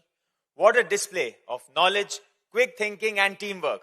Our participants have truly kept us all on the edge of our seats with their brilliant answers and lightning responses. From challenging questions to dramatic moments, these young minds have given us an unforgettable quizzing experience. Let's give them all another huge round of applause.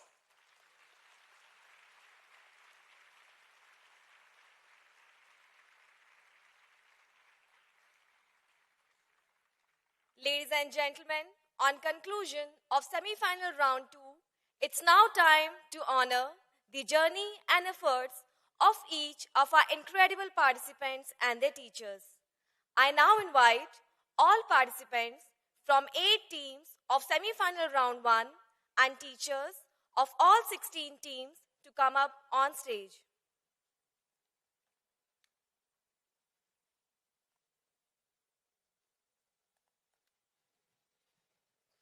Ladies and gentlemen, let's welcome them with a round of applause, please.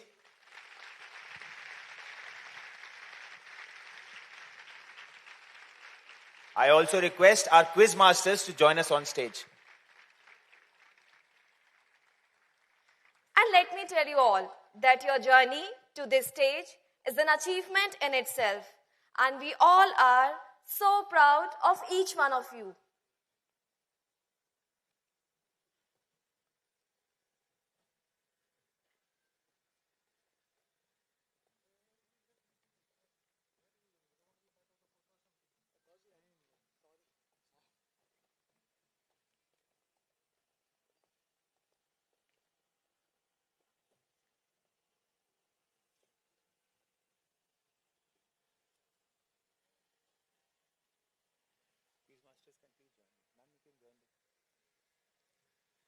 May I now request Vice Admiral Manish Chadda, Commandant, Indian Naval Academy, and Mrs. Ritu Chadda, President, Navy Welfare and Wellness Association, Station Edimala, to kindly join us on stage.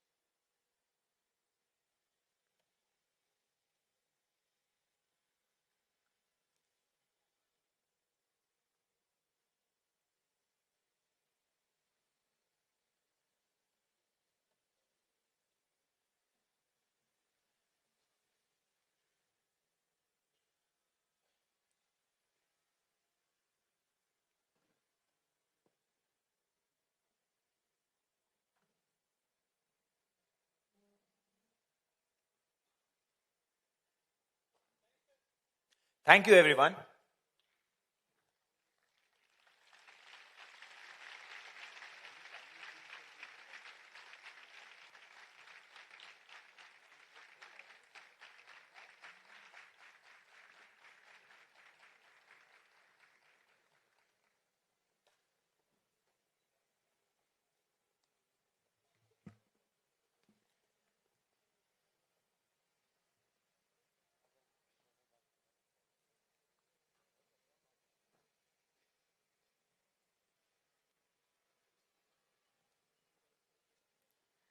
I now request our chief guest to felicitate these remarkable young intellects. Dear students, as I call out your school's name, I request that the team members, along with their teachers, to come forward for felicitation. So first up, let's welcome KL International School from Meerut.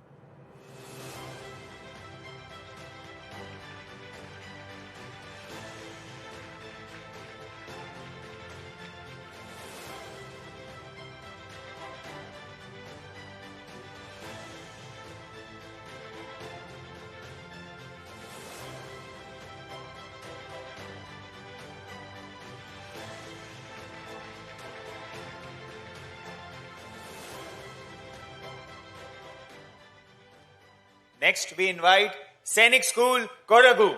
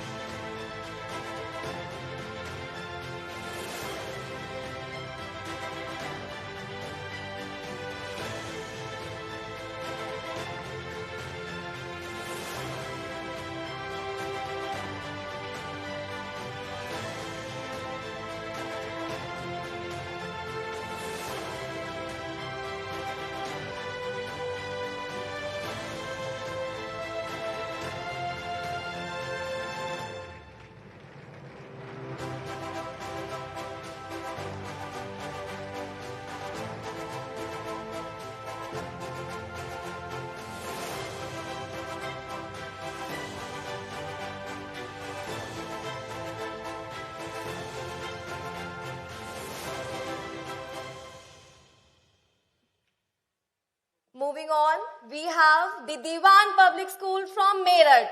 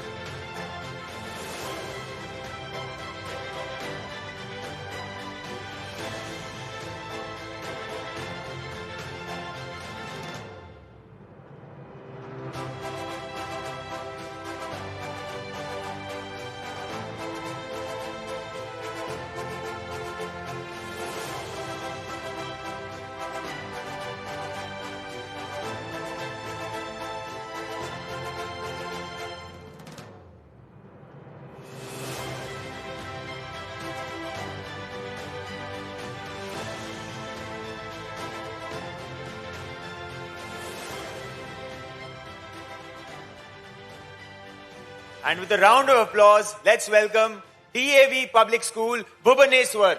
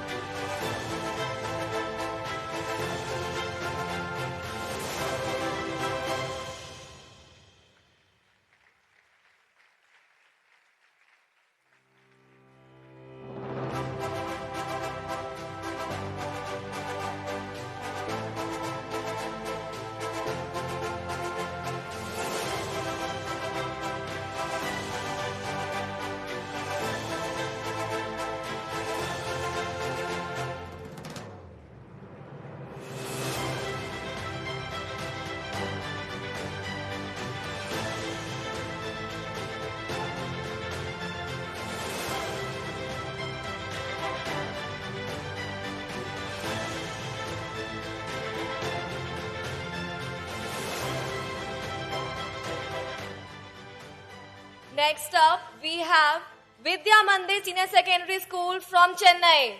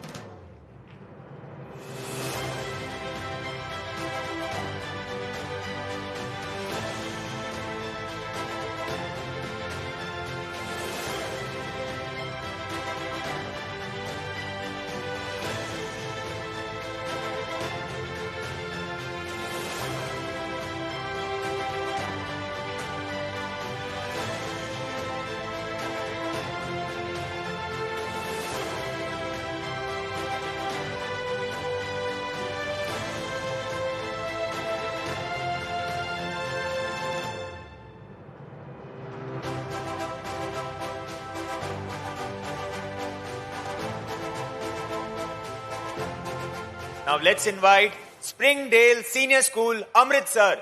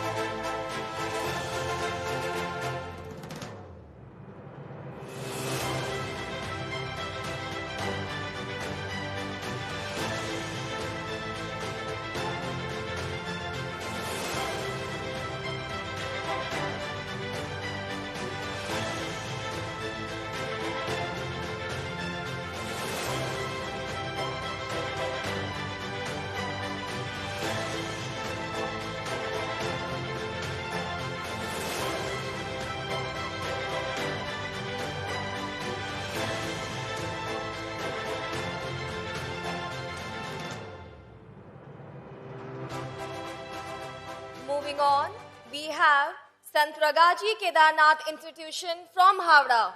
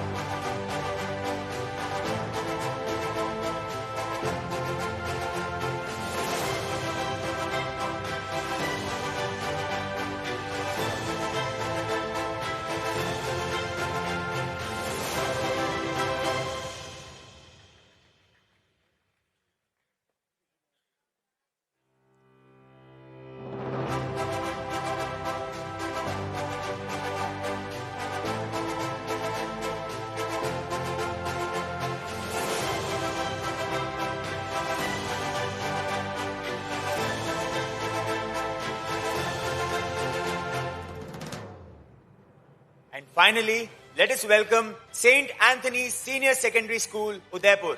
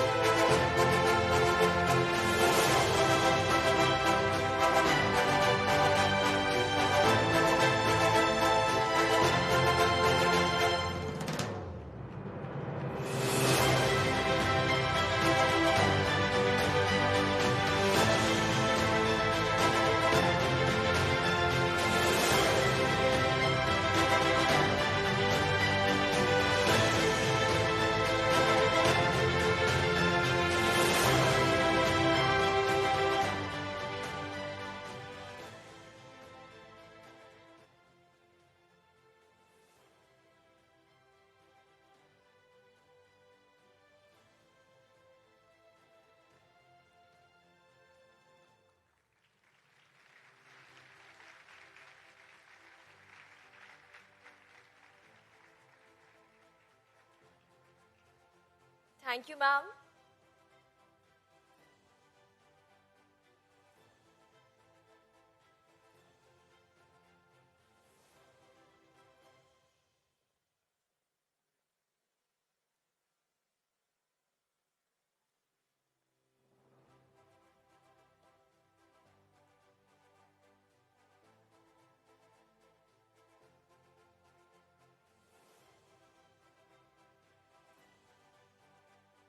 May I now request Vice Admiral Manish Chadda, Commandant, Indian Naval Academy, to kindly address the gathering.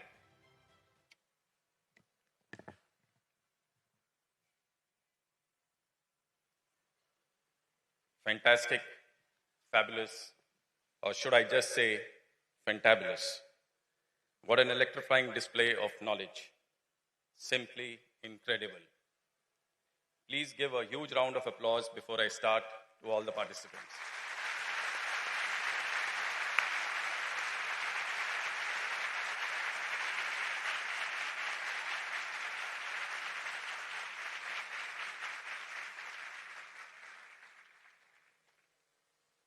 Vice Admiral Muralidharan, AVSM Bar, NM, retired, the first Commandant of the Indian Naval Academy, Rear Admiral Prakash Gopalan, Deputy Commandant and Chief Instructor, Rear Admiral Ram Babu, Principal INA, Rear Admiral Deepak Singhal, CSO Training, Headquarters Southern Naval Command, distinguished veterans, senior officers, professorial cadre officers, officers, trainees, and sailors of INA, distinguished guests, quiz masters, the young quizzers of THINQ 2025, viewers who are witnessing the event on YouTube, ladies and gentlemen, a very good afternoon. It is indeed a great honor for me to be here today as the chief guest for the semifinals of THINQ 2025. The Indian Navy quiz being held at this magnificent campus of the Indian Naval Academy.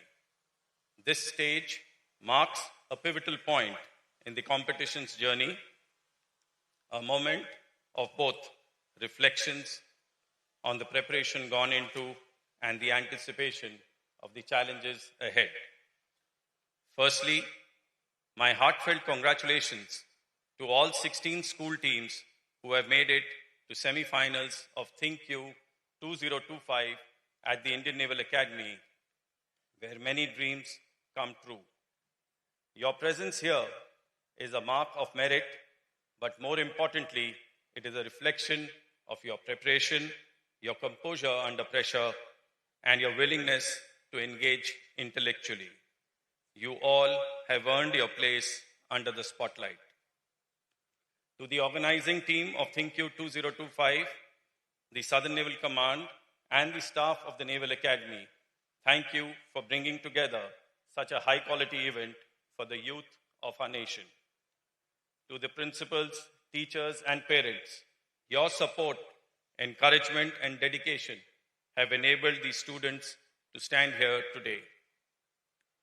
As the official website of the competition sets out, THINQ 2025 opened its doors to all students of classes 9th to 12th across India, irrespective of board or region. The journey of this year's competition has included multiple elimination rounds, online, zonal selections, and now culminates in the semifinals here at INA. The theme of THINQ 2025 is underlined by its tagline, Sail Beyond Your Horizon, and by association, we emphasize the concept of Mahasagar, mutual and holistic advancement for security and growth across regions. What does Mahasagar mean for us today? It means recognizing that knowledge and education are not islands unto themselves. They connect people, regions, and ideas. Mutual advancement means each one of us lifts and is lifted by others. Holistic means growth of mind, character, purpose, and across regions reminds us the national inclusive canvas of opportunity drawn from the sea that links our shores and from the academy that trains our naval leaders. Through this quiz, you're doing more than answering questions. You're building curiosity, analytical thinking, teamwork, and an awareness of India's maritime heritage, strategic dimension, scientific advances, and national development. For those who have qualified for the finals, congratulations. May you carry this success forward with pride and humility. Best of luck for tomorrow. To those who did not make it through, remember that this journey itself is valuable. You have stretched your mind, challenged yourself, and prepared deeply. That is victory in itself. And I quote Mark Twain, "The secret of getting ahead is getting started." You all have started a journey for the future of India. To all children and trainees present here today, you are the future of our nation. This stage, your stepping stone. You are the future of Viksit Bharat. I wish to share a few points with you, not only about the competition, but also about life, focus, and what it really means to succeed. First, remember that competition is not about defeating others. It is about discovering yourself. Every time you compete, you push the boundaries of what you know, what you can do, and how much you can grow. Winning is temporary, learning is permanent. So don't measure your success only in medals, measure it in how much better you have become since yesterday. Second, understand that focus is your greatest strength. In an age of constant distraction, the ability to stay focused on a goal, on a task, on your purpose is a superpower. Remember, a magnifying glass can start a fire only when it stays still and concentrates sunlight at one point. Likewise, your energy, your talent, and your time will produce results only when channeled with purpose, patience, and perseverance. Third, success in life is never a straight course.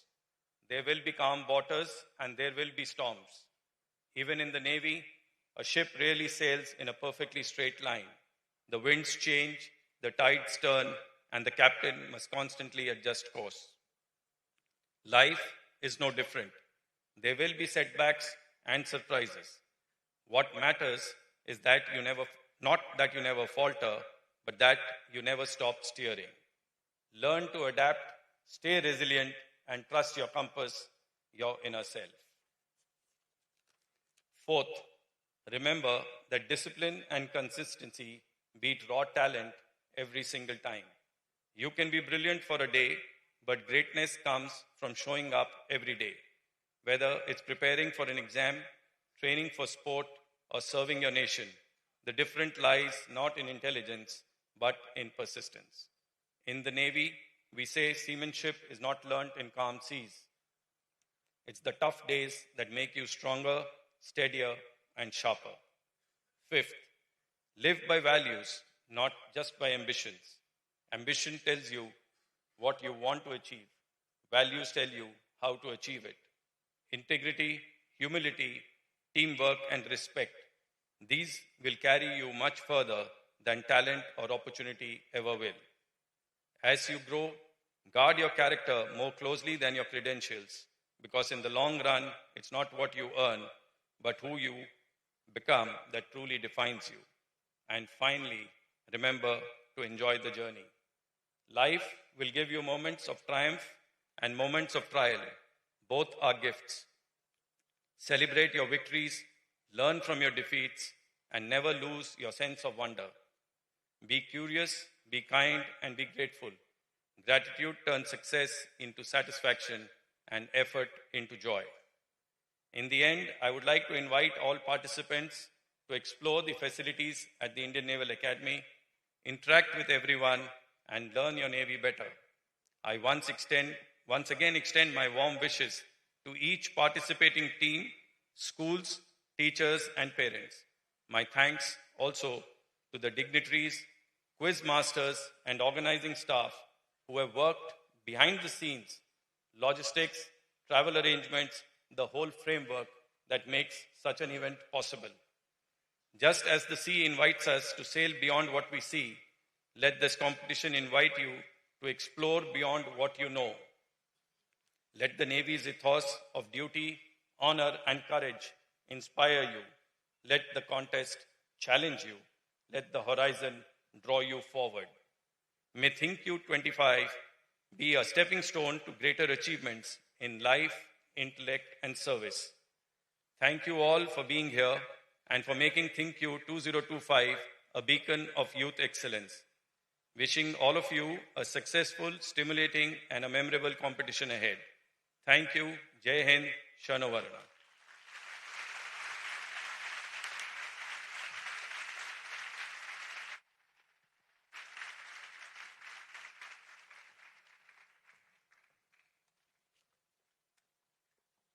Thank you, sir.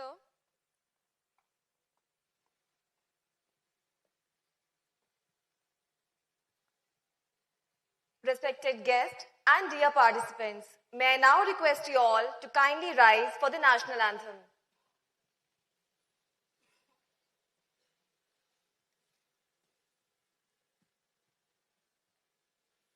जनगण मन अधिनायक जय हे भारत भाग्य विधाता पंच पंजाब सिंध गुजरात मराठा द्राविड उत्कल बंगा विंध्य हिमाचल यमुना गंगा उच्चल जलधि तरंगा तव शुभ नामे जागे तव शुभ आशीष मागे गाहे तव जय गाथा जन गण मंगलदायक जय हे भारत भाग्य विधाता जय हे जय हे जय हे जय जय जय जय हे